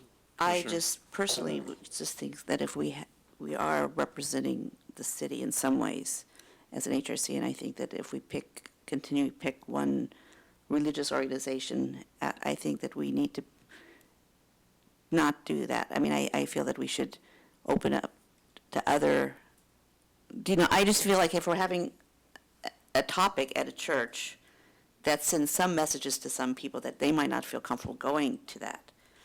And I'm just concerned about other religions, but I think the Art Center would be an excellent choice, or any public space at the city, since we are sponsoring it. Yeah, if you haven't been to AME Zion, it's a comfortable church, and my Well- son and I went, and we Well, had a lot of fun, but I'm not saying the point that is this- that we have a successful venue. Well, I'm not saying, I'm You're- saying as a policy, I don't think that we should have it at any religious. Oh, that's a good That- input to have. That's I my only appreciate your point, is that some people might, if we had it at a mosque, some people might not feel comfortable there. I'm just saying that we should try to steer away from having it at a religious spot. That's my feeling. Yeah, I didn't have that comment, but thank you for the comment. Yeah. Your thoughts, Commissioner Stinger? I guess I'd like to maybe change my ask. If the HRC wants to be a sponsor, that would be, then I think we could propose the Art Center. We couldn't propose the Art Center when we were not involved. Right, And, I agree. But you wouldn't have gotten it for free. Well, we couldn't, yeah, you're right. We couldn't afford it, and so the church was available, and it fit very well for the Jennifer Eberhardt's book, Unbiased. Yeah, no, I think you've been so successful with the Art Center. Commissioner Lee, any thoughts about this? Could you repeat the four topics again? This is a draft, Yeah. I'll repeat them, but my waiver. Speaking, listening, personal responsibility in a democracy, compassion and civility in Palo Alto, locally. Okay. And the idea is to have these events be more interactive than the last one? Yeah. Okay. My initial thought is I'm having a difficult time conceptualizing how such a broad topic would be interactive. Oh, the topic seems very, very broad, so I'm just having a hard time picturing what the event would look like. So, do you have any additional insight? that you I can take it offer? that you're only presenting the theme and the goals at this point, Yes, and and the topics. first event would be a lecture format. Okay, We have some speakers identified all right. at Stanford that we can approach. Yeah, I mean, I think they're all good for lecture format, but And if then we we would have wanted, a panel afterwards. oh, gotcha, They, okay. will feed a topic depending on the speaker. So are you asking that we approve these 4 events tonight, or are we gonna do that at the retreat? No, I think we can move forward with an action if we have a motion.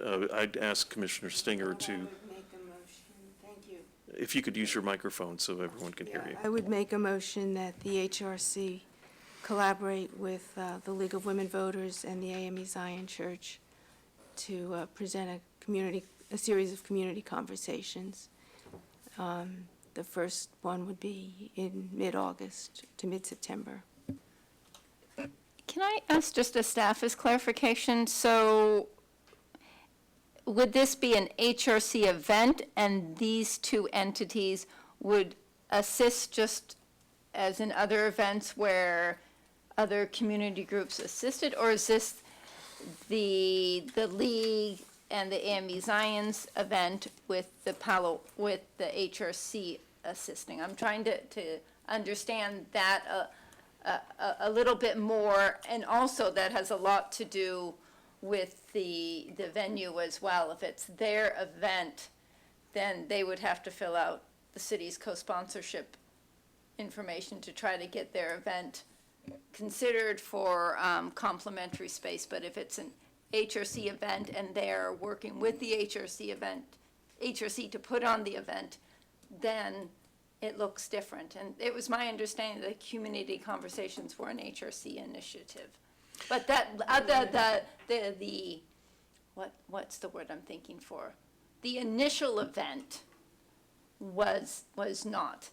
And each aspect of these scenarios is completely fine. I just wanted to have a staff have clarity on that.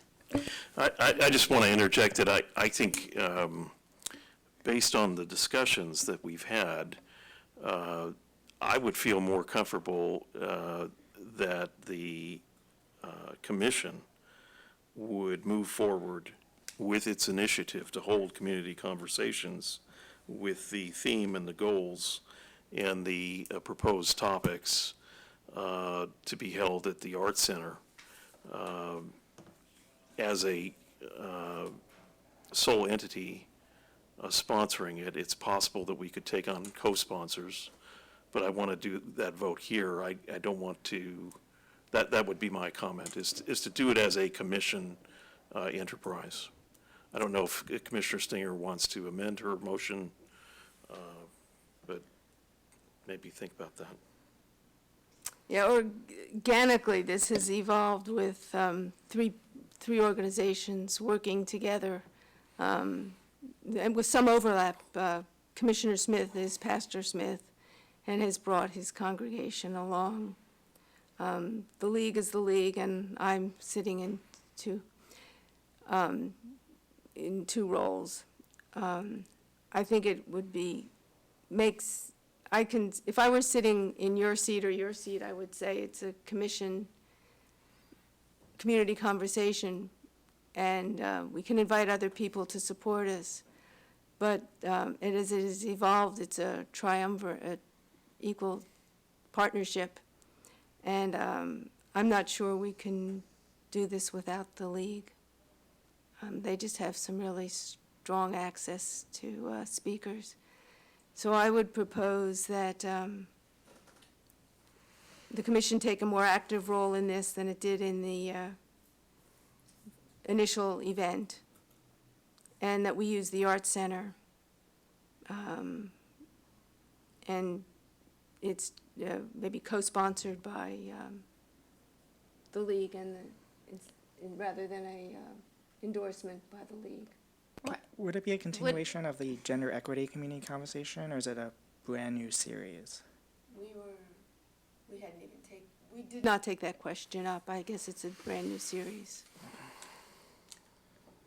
And just for semantics, so the league and the church can decide they want to offer their co-sponsorship, but the HRC is not allowed to authorize a co-sponsorship, because in the city's language, co-sponsorship means a gifting of city resources.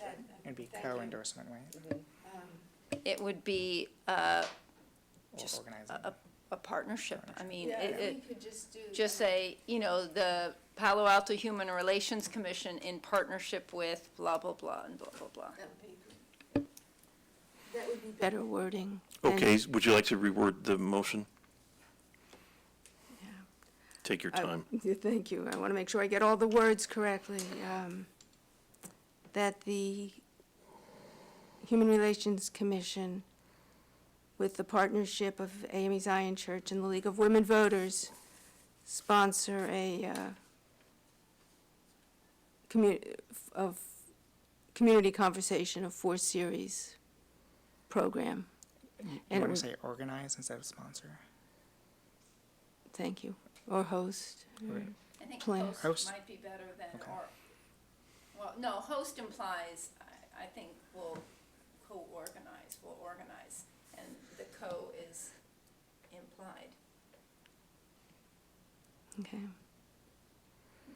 That the HRC organize with the League of Women Voters and the AME Zion Church a series of 4 programs, 4 community events, with the initial event scheduled for mid-August to mid-September.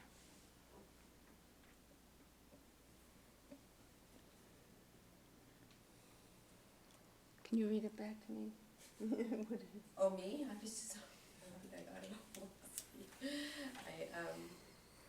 I know I didn't get it all, but it says HRC, the Human Relations Commission, with the partnership of AME, Zion Church, post a community. And the Legal Women Voters, post a community conversation, and then I put on the fourth.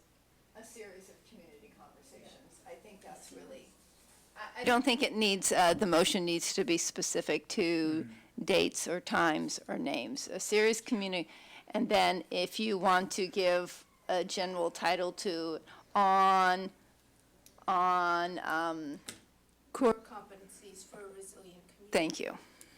Yeah, to be held at the Arts Center, if I could add that to the, I don't think that needs to be unless there's a concern. there was, and I want to get Okay, the votes. I hear you. Because it's the HRC's location. And I think one of our members has objected to another location, and I think it's important to keep that. Well, and the reason, I already have addressed this, the reason that we used that location before was because we were not involved and we couldn't afford it. Understood. I will second your motion. We'll have a discussion. Go ahead. Commissioner Rager. Go ahead. I'm just kind of new to this, so I'm just trying to figure out, when you pick one place of worship, have you ever had any other people come in and start saying, well, why didn't you talk to us, or this seems like you're being biased, this is the second time? I'm just curious. I can't recall in my 7 or 8 years with the HRC that it's ever been at a house of worship. So the first event that Commissioner Stinger is referring to was not an HRC event. And you, okay, and you don't think the public is, I'm just concerned that this is, But it won't be, The motion the motion is not to hold it, is to But hold we're it at the Arts but Center. but aren't we hosting? You mean, do you have a concern that a religious organization is part of the partnership? I'm just wondering if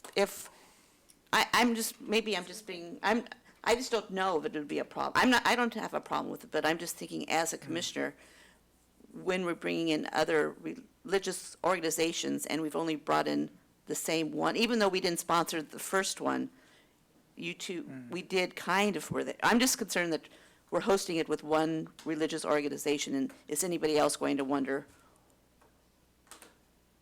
why weren't we asked? I think it's a good point. I think, from that discussion purposes, we should be open to recognizing other partners. And I think, it's a fair point, because you don't want to be exclusive to maybe there's a different group besides the League of Women Voters. I mean, we want to be the prime movers behind this community conversation. We want to hold it on our turf, which is our Art Center venue. And we want to be open to partnership with the community and groups that recognize the value of what we're doing. But I'm sorry, I just think the League of Women Voters is a neutral party in some ways. But I don't know them, so But, I mean, that's great if you know them. I mean, I but don't religious know. organizations aren't a neutral party. That's my only concern, is that, Well, that- on civility, many religious organizations might want to partner with us because of the theme and the goals that have been expressed. I think you'd recognize that.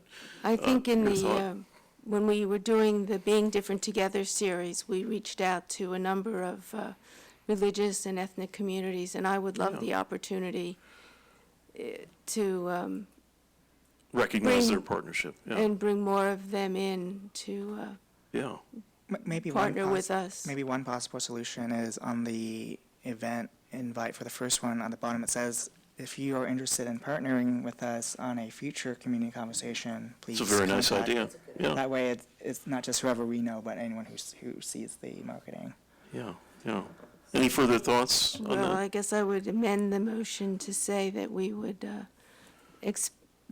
expand the partnership, or be more inclusive in the partnerships that host, or that sponsor. The partner with the partner Human with us, Relations yes. Commission on the event. Okay, well, that's great. I will second that.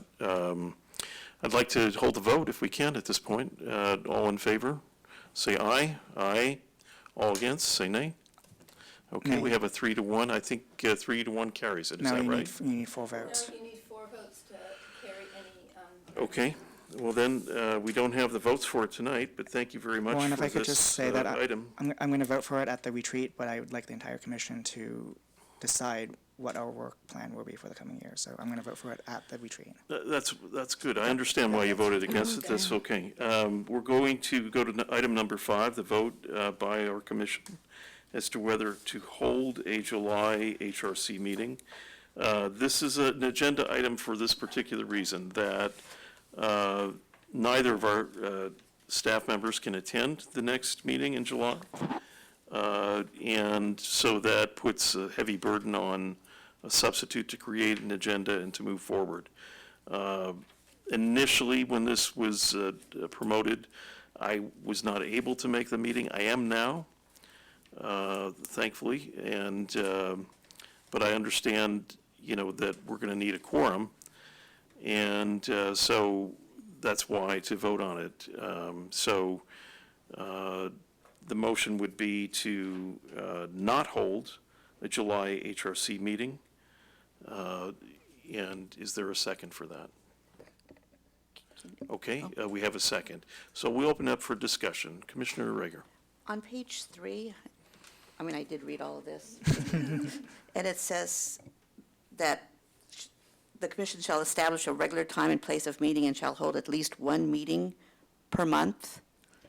Yes, and I And checked with the city attorney, mhm. and he acknowledged that, and he said the safest way to go about if the commission chooses not to have a meeting during the month is to take a vote, and that is the reason why it's on Okay. the agenda.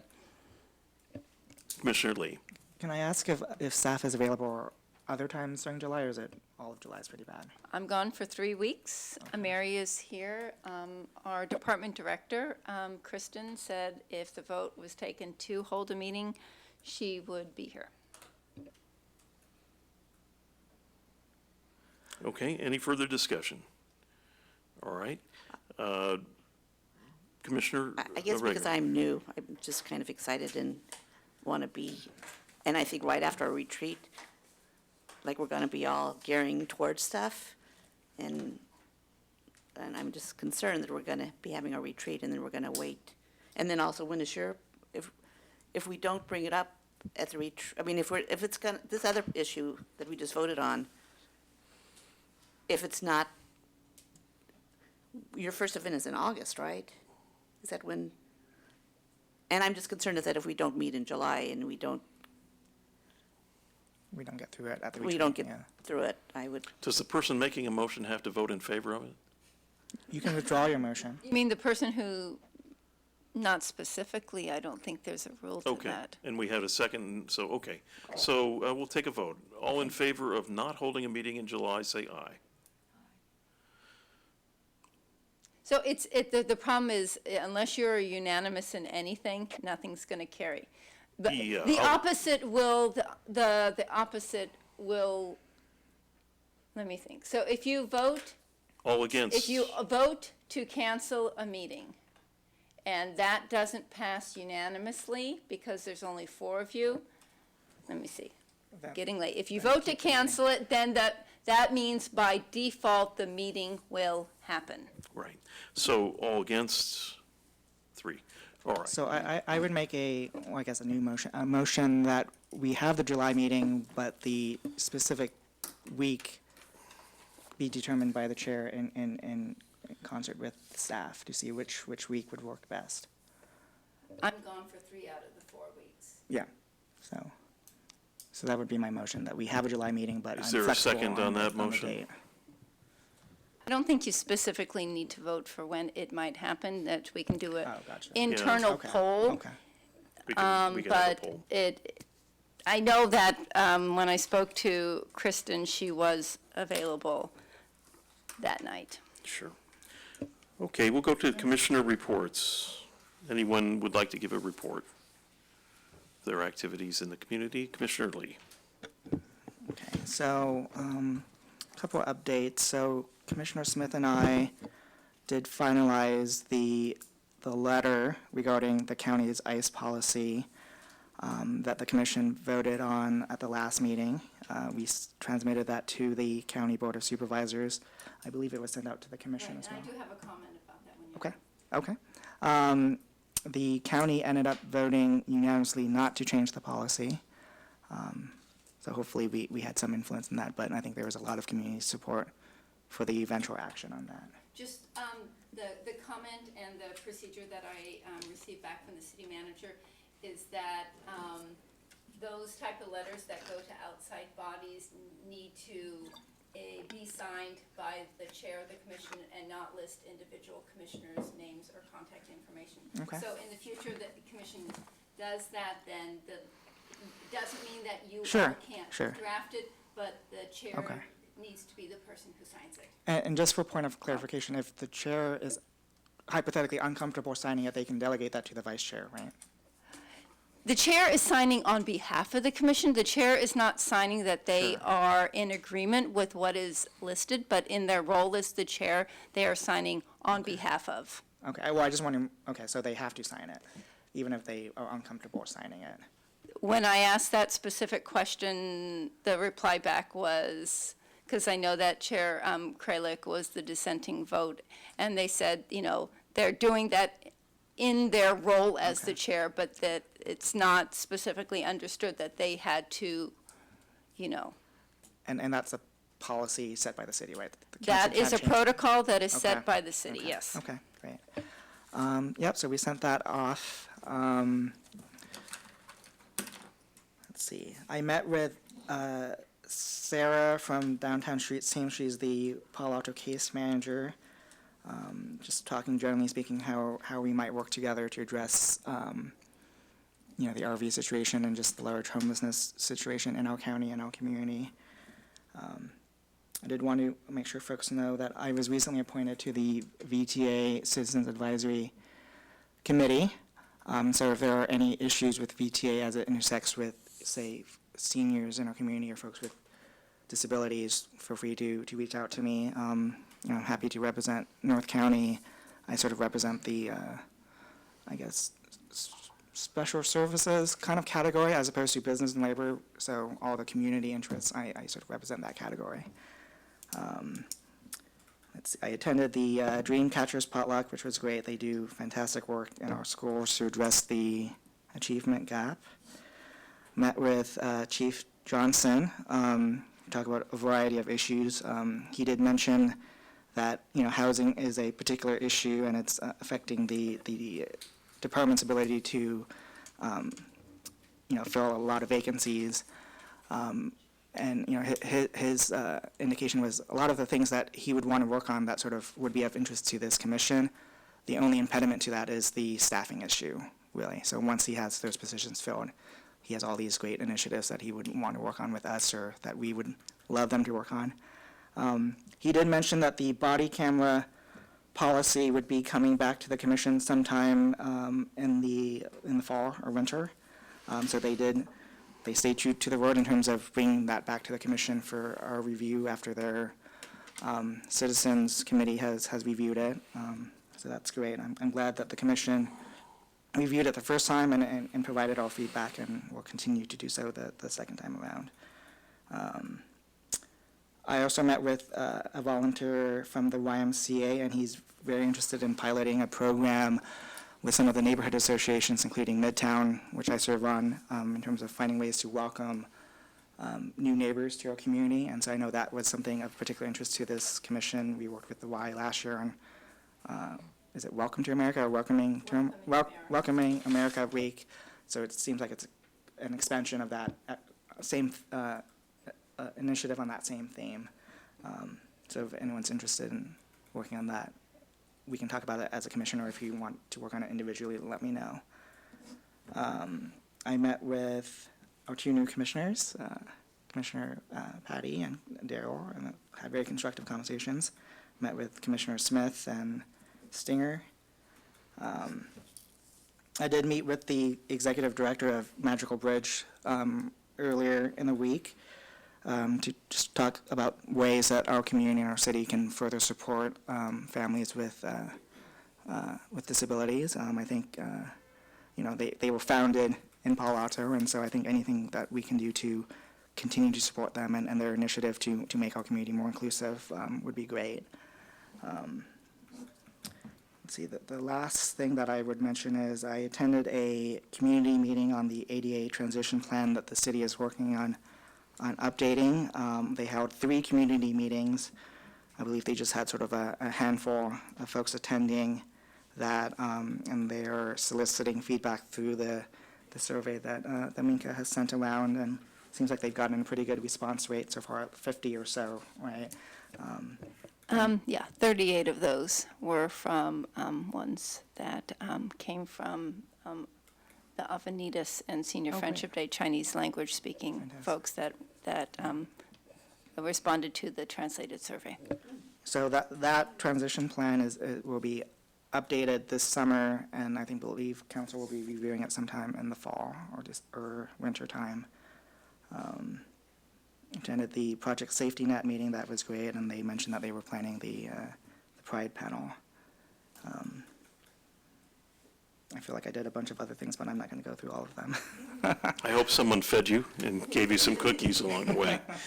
Commissioner Stenger, go right ahead, please. I just wanted to say that I attended the Cities Healthy Cities meeting, and there were some good questions about how it might best go forward in the next fiscal year. One of the things that the Y talked about was the Welcoming America program, and asked if we would participate. Thank you. Asked if we would participate again, and I would certainly like to continue that effort. And if anybody wants to join me, I'll circulate the calendar. Thanks so much. Commissioner Rager. And first of all, welcome Thank you. to our commission. Thank Thank you for your careful, thoughtful comments, and also for your well-considered votes tonight. It was very helpful to move things forward, and we do appreciate your presence. Thank you for coming to your first meeting. I'm honored, actually. Okay. I guess my question is, I don't know, since I've never been a commissioner, like, I have attended things, but I've only attended them because of me. Right. I think So- we're looking for items that you attended in your role as a commissioner, or that for a topic, for an idea that you wanted to come back, but mostly in your role as a commissioner, because I think a lot of folks are, Right, because I was looking at this list. invested in a lot of community efforts. There's It's also like- an opportunity when we, during the offsite this weekend, we'll be asking for your interest in being a liaison to various groups in the community. Like this sheet, kind of. And, right, and in that capacity, if you attend one of their meetings and they voice concerns or whatever, you can inform us of the work that you've done. So I should do that at the retreat? Well, Okay, yeah, since it's time, I'll do that. but if you have anything that you want to share right now, that's No, fine. just, I just Okay. feel honored to be here and all the work that you guys do. So I want to thank you all for everything that, thank you. Welcome. My report is But short. I do have a, Go ahead, I guess I do have a question. please. Since council members here, and I don't know, I was interested in, I've always been interested in the unhoused and vehicle. And so I'm wondering, since you are here, at some point, can you give a talk or something about your proposal and what the city council, like what we could do to help? We're going to have a council liaison report in 1 minute and 30 seconds. Okay, so that's, Hang on just a second. so that's kind of what because since we're having the retreat, I think it would be kind of nice to know Okay. on Saturday. So staff has been working feverishly on the retreat and has worked with our past organizer to come up with a very good agenda. I think the excitement that I have is really to focus ourselves on initiatives and goals with those initiatives. The second thing I would say is that we're also excited to, really take on this discussion about process, because there are ways in which we can act as a commission to further along our initiatives that may not be involving staff time. other than agendizing. It could be bringing in a speaker to help us.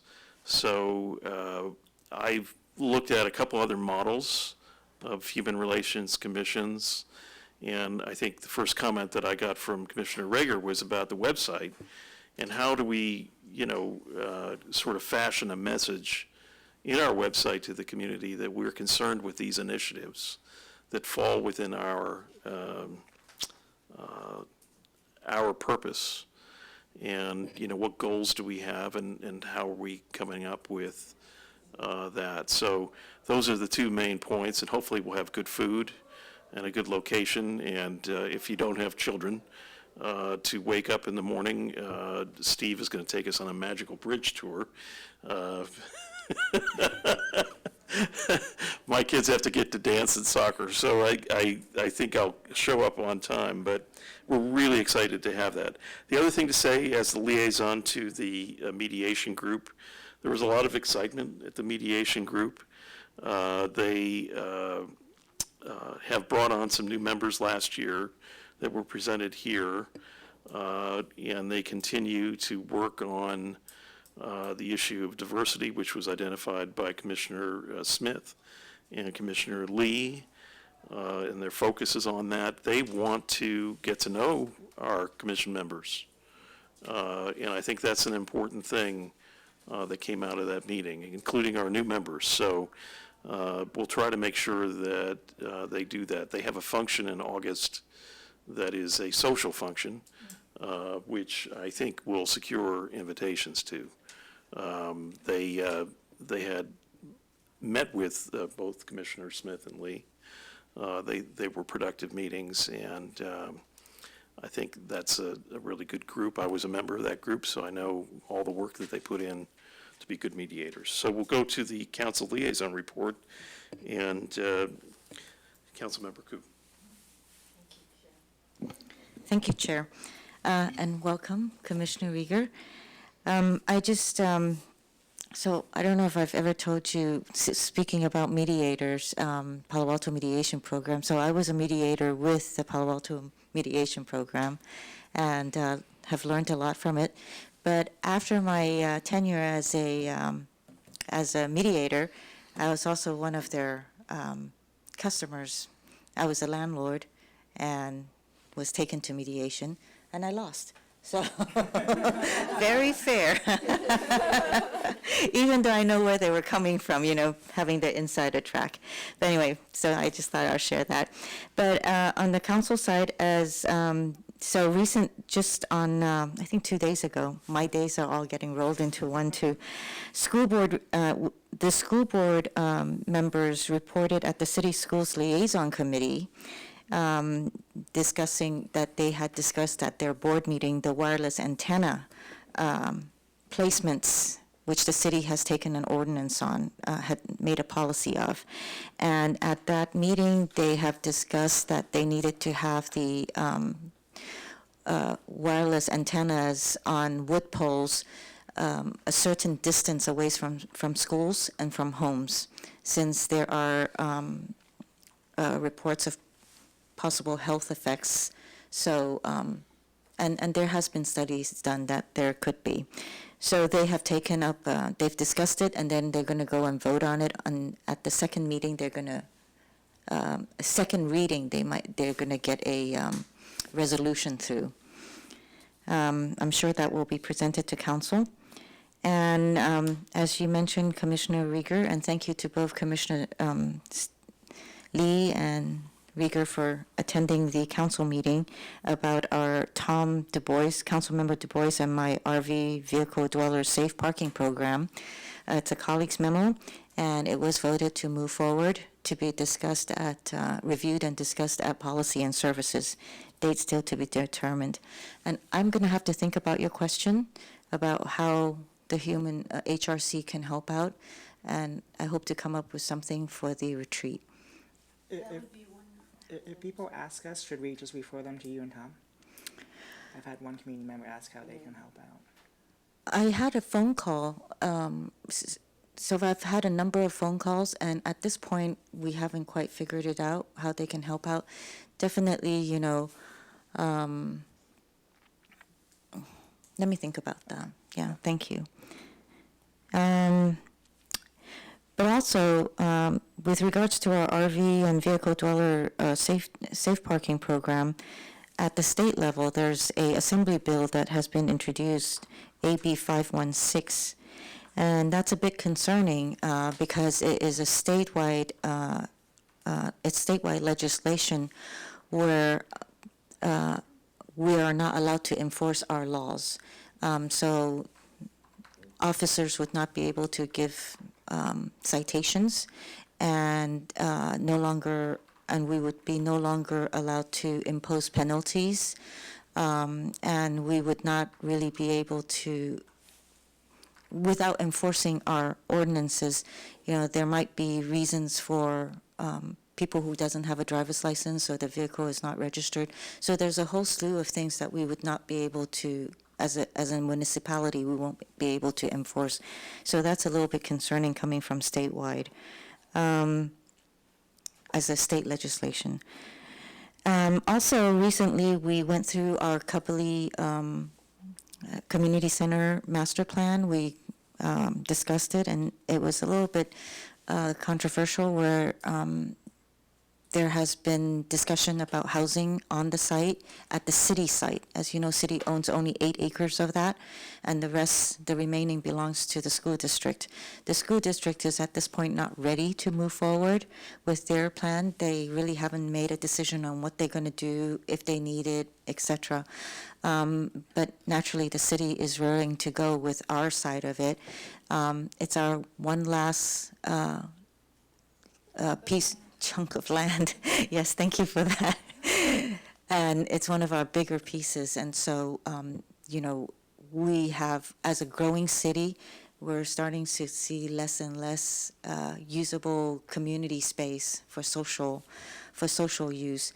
So a lot of, there's some discussion. It's been moved to move forward to get a environmental impact study. So we'll see from that what happens. At this point, there's a proposal for 112 units on the 525 San Antonio site, plus the Greendale, and also for the study to take a look at 112 units on the city portion of the land. Can I ask a question about Kabali? So if we, as a commission, hear a need for community space, say perhaps for LGBTQ folks, or if we hear a need from a senior group or mental health group, what is the best way for the commission to communicate that need to either the city or to council in terms of community space at a future? Are you Kabali? asking for complementary space, or are you just asking that when those spaces are leased, that they would know who they could contact to be considered for a spot? Probably both. The leasing happens through the city's real estate division, Okay. so that would be that aspect of it.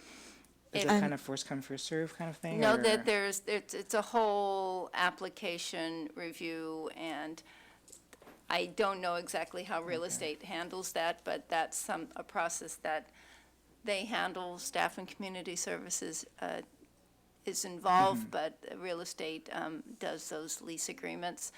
For the other one, that would, I believe, have to come either as a proposal from staff or the proposal to the HRC. It would have to be, my understanding, a council decision to waive fees for a program to be there.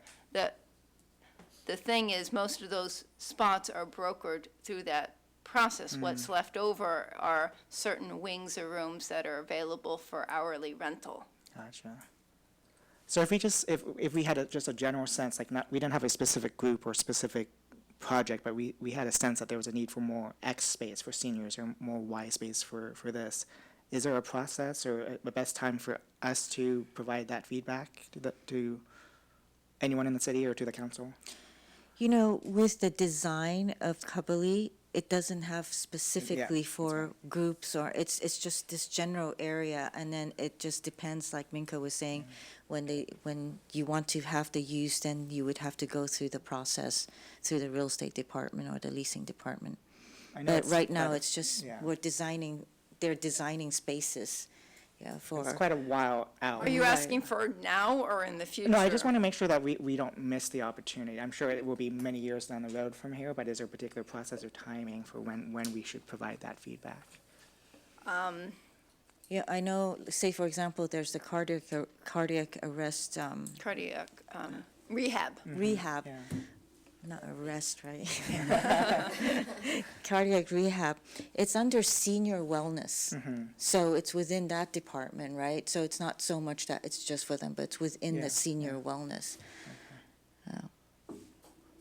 Okay. Something to explore, so Thank you. we're going to move on. Oh, wait, can I just wanted to, go ahead, go ahead. I just wanted to ask, the environmental impact report that the city is funding, if the school board, is the school board sharing that expense even though their schedule is delayed? I believe they're half and half, if I remember correctly, yeah. They are sharing, although their land is bigger. I thought I'll add that. Commissioner Rieger.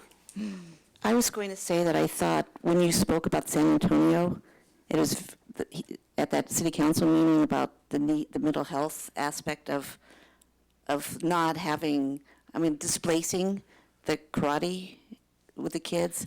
I thought that was really meaningful because as a human relations person, I think that when you're thinking about housing, you're also thinking about who you're displacing.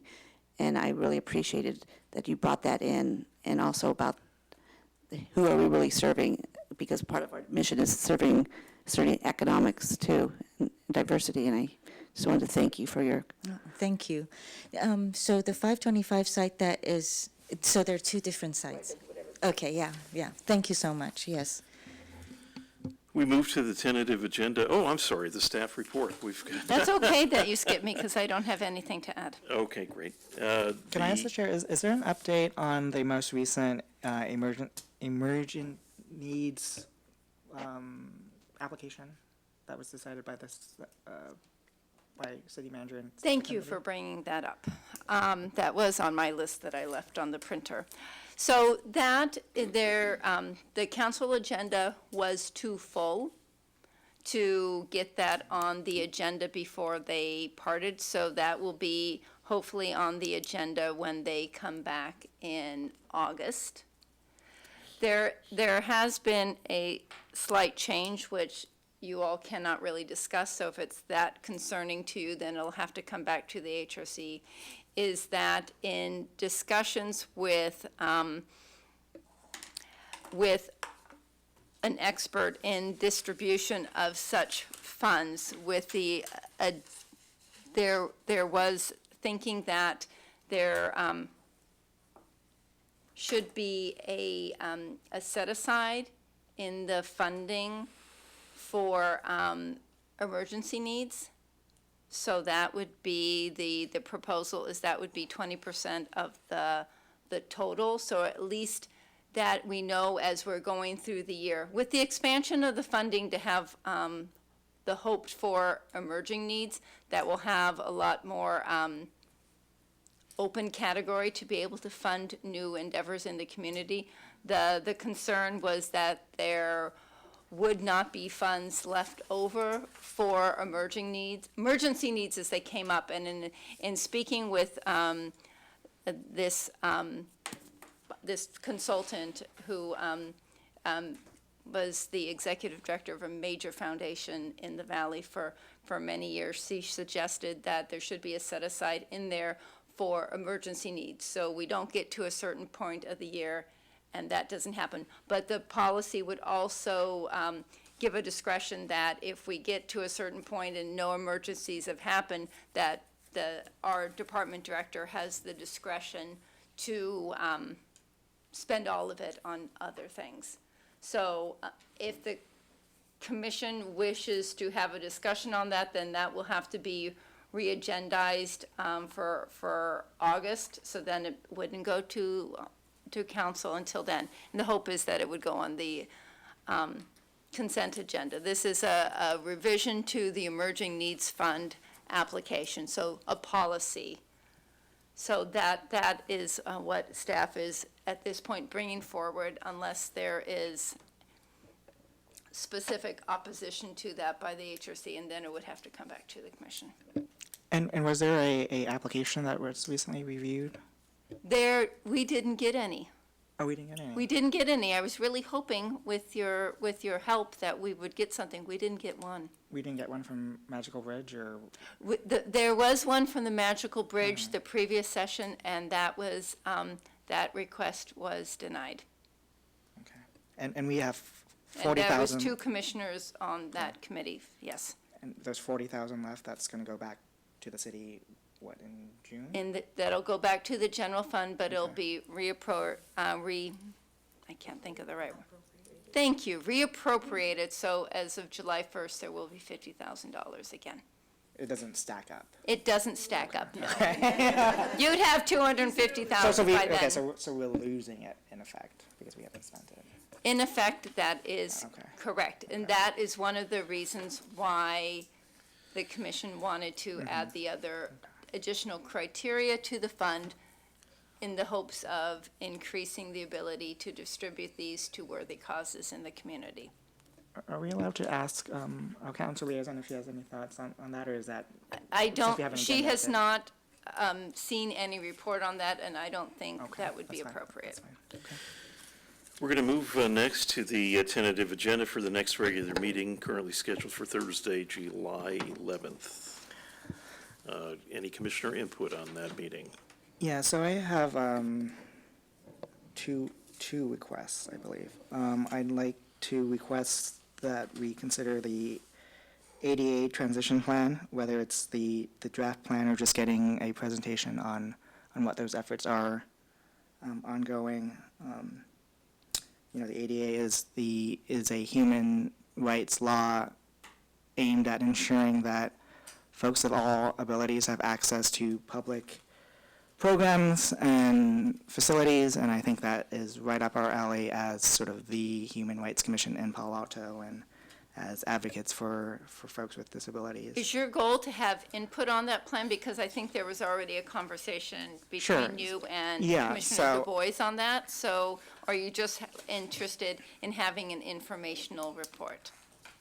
I'm interested in both. I'll see what I can get from the commission. If there are votes to have input on it, then great. If not, then But I'll send it the direction was already that it would go straight to council. That's the concern I have regarding Well, the your- commission can still provide input, though, if it wanted to on its own, even if not asked. They could provide input to, yes, they could provide input for Yeah. the same items that Yeah. the community is being Sure. asked to provide input. So do we want to take them one by one, or do we? Yeah, well, maybe you could state that a little more Okay, clearly yeah. as to what you're trying to do and what the topic is, because. Yeah, so I'd like on our next agenda to be the ADA transition plan. I'd like the commission to have input, to provide our input on the draft plan that is being put together for council, and as well, and provide an additional opportunity for members of the public to come and provide their feedback. I know attendance at the 3 community meetings was very low. I attended the first one where there were 3 people total, and the other 2 meetings, I believe, had no members of the community in attendance. Yeah, I think I still need a little bit more clarity, because I'm following council's direction that the plan would go straight to council. So if you could provide some more background, and I could check with, Yeah, so on the so direction that I I'd received. request a presentation on the ADA transition plan. If the plan is ready by then, a presentation on the plan. If not, just on the process. Who And then would give that, Stephen? it was the It's what, Public engineering? Works. Public Works, yeah. Engineering. Okay, Yeah. and is that plan something that's written that other people have?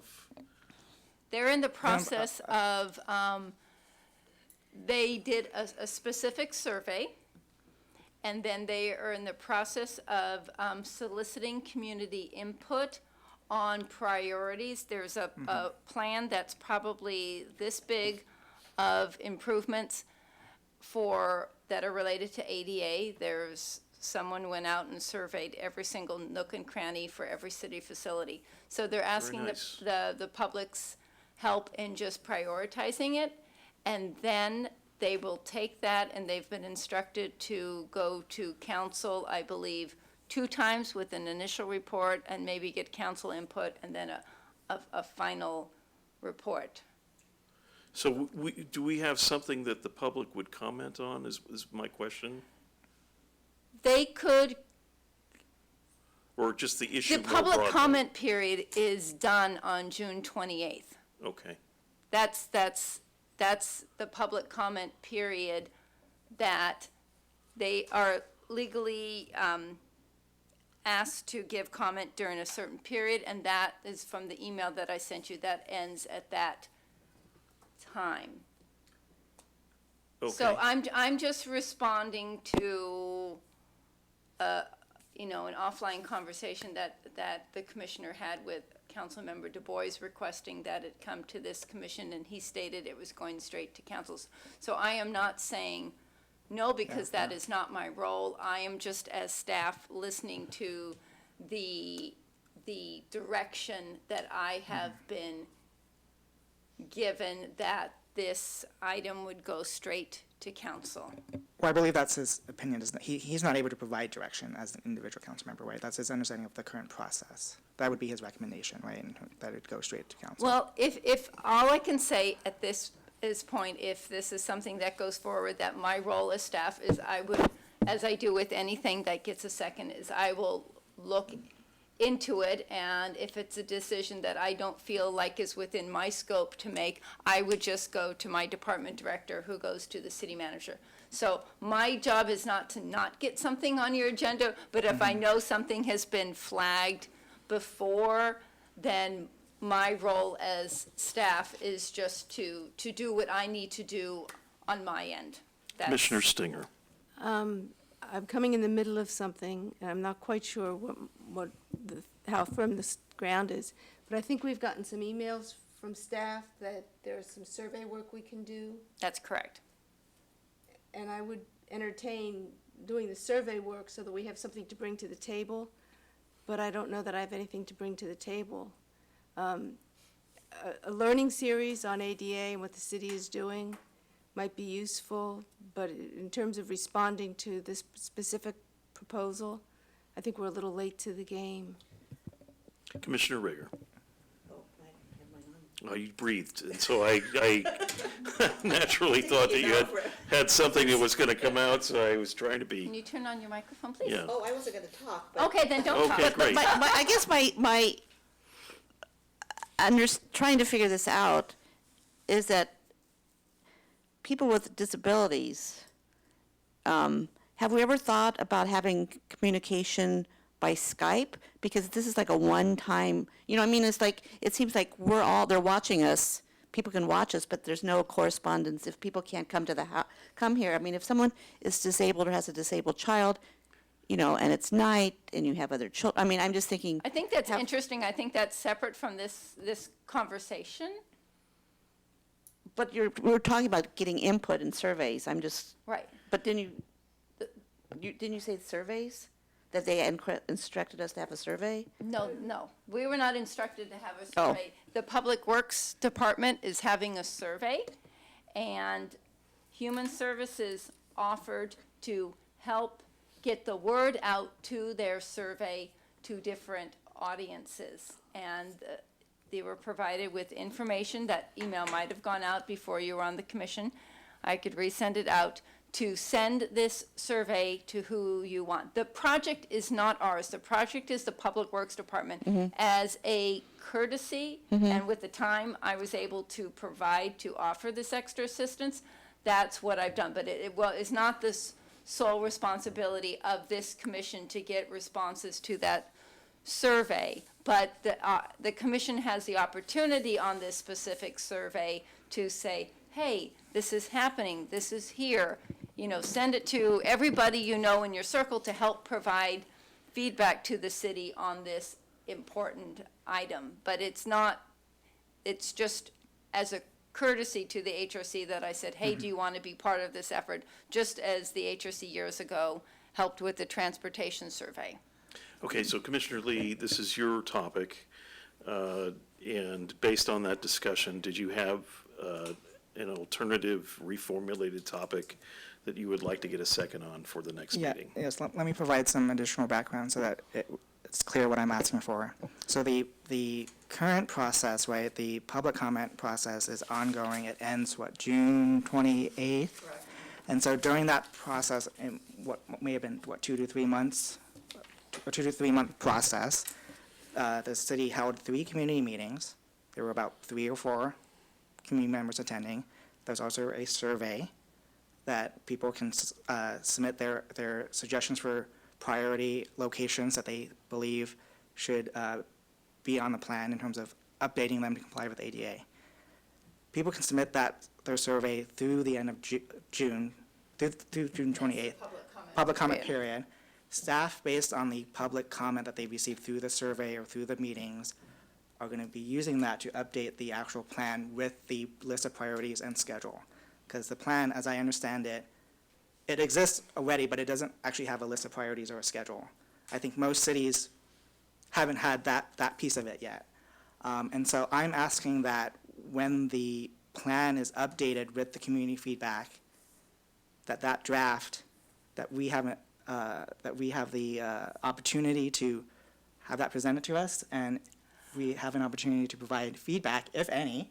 You know, we may agree completely with what staff has drafted, but I feel like there hasn't been enough community outreach on this. And while we can't turn back the clock in terms of the pre-update, the pre-drafting community outreach, there's an element of post-drafting outreach that we can do as a commission prior to going to council. But if the instruction from the Public Works, I'm not, like I said, it sounds like I'm debating, and I'm not trying to, I'm just trying to add additional context. I don't think I can specifically answer your question. I'm just going off the feedback I was given. But if the instruction from that project is that it's going to council, that doesn't specifically mean just because 2 commissioners, have made a motion and a second to see it, that all of a sudden that process is required to come to the HRC. I'm not saying that we require it, but I would ask that we invite them to come to our commission and present it. It I won't think stop they their would have process. to, if their instruction is not to do so, they would probably want to check in with the council or the city manager regarding that request. I would like us to at least ask for that. Okay, so let's see if there is a second to your topic. Is there a second here at this present moment? Is there a second to that topic? Okay. Yes, I second it because that's our mission. That is our mission Okay, to so you have to a enhance second. inclusion. All right. And so I Let's second. go on to your next topic. So I will check. No, you You have a don't have to second. vote No, no, on no, it, no. you got a Well, can I second. ask that we actually vote on it to put it on the agenda? Well, we need 4 You- people you to put it on the can't- agenda. So what you've done is you can have, you need 2 people to make the motion, and then I will go forward with doing due diligence to investigate getting this on the agenda. Okay, You can't vote to force it to be on a specific agenda. Can I vote that we extend the invitation to them? I don't think you need to do so. You Okay. have a second. Okay. So then I will promise to do due diligence to do that. Now, it would be helpful for me if you want to frame your specific ask and have it written down, because my notes probably don't adequately reflect it. So Okay. Do you want me to do that now, or can I do that? I after? think if you could send me an email, that would be Okay, I will do helpful. that. And Okay. then I would be happy Okay.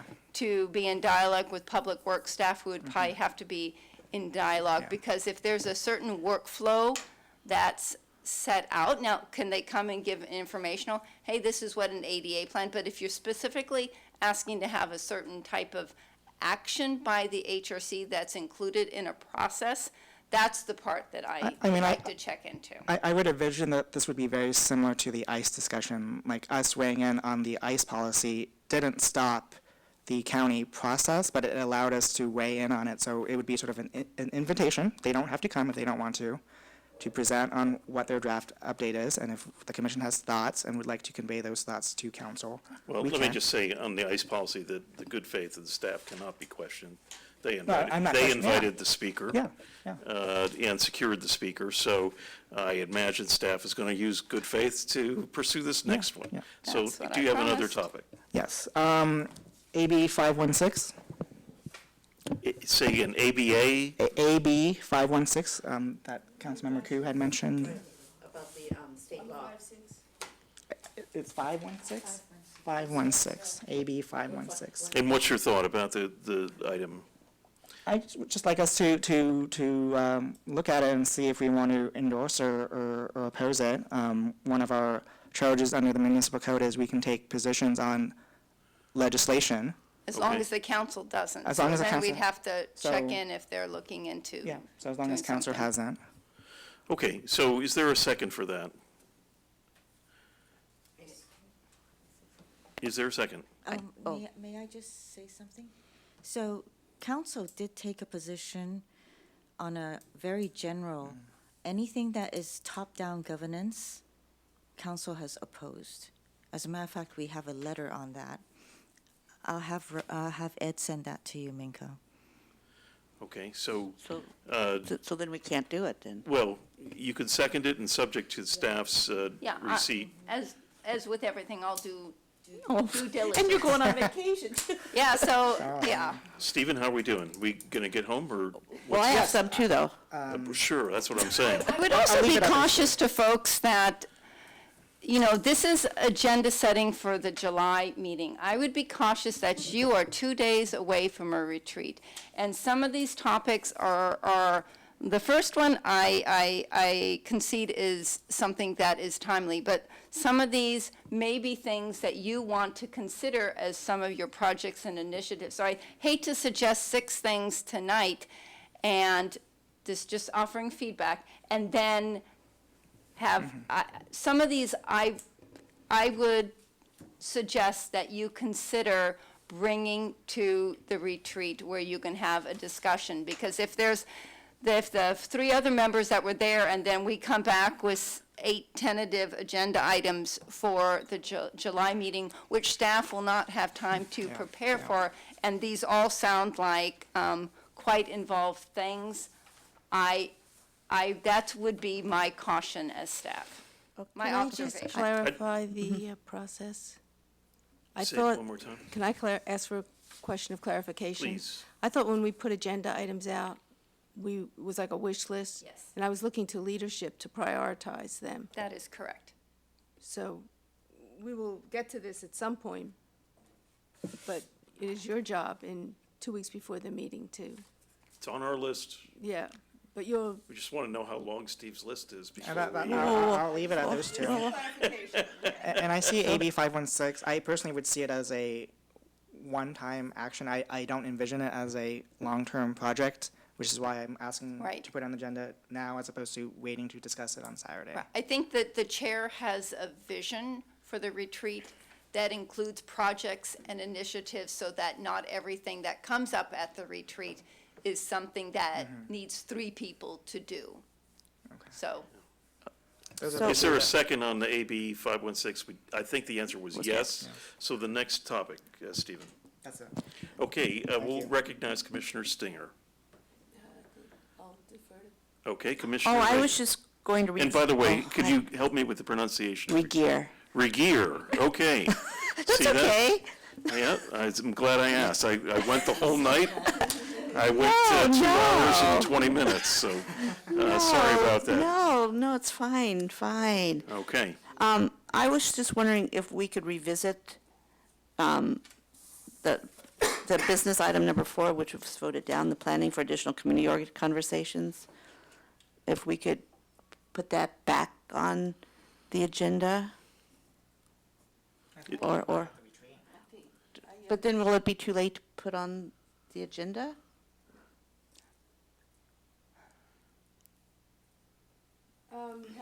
We can authorize it at the retreat, right?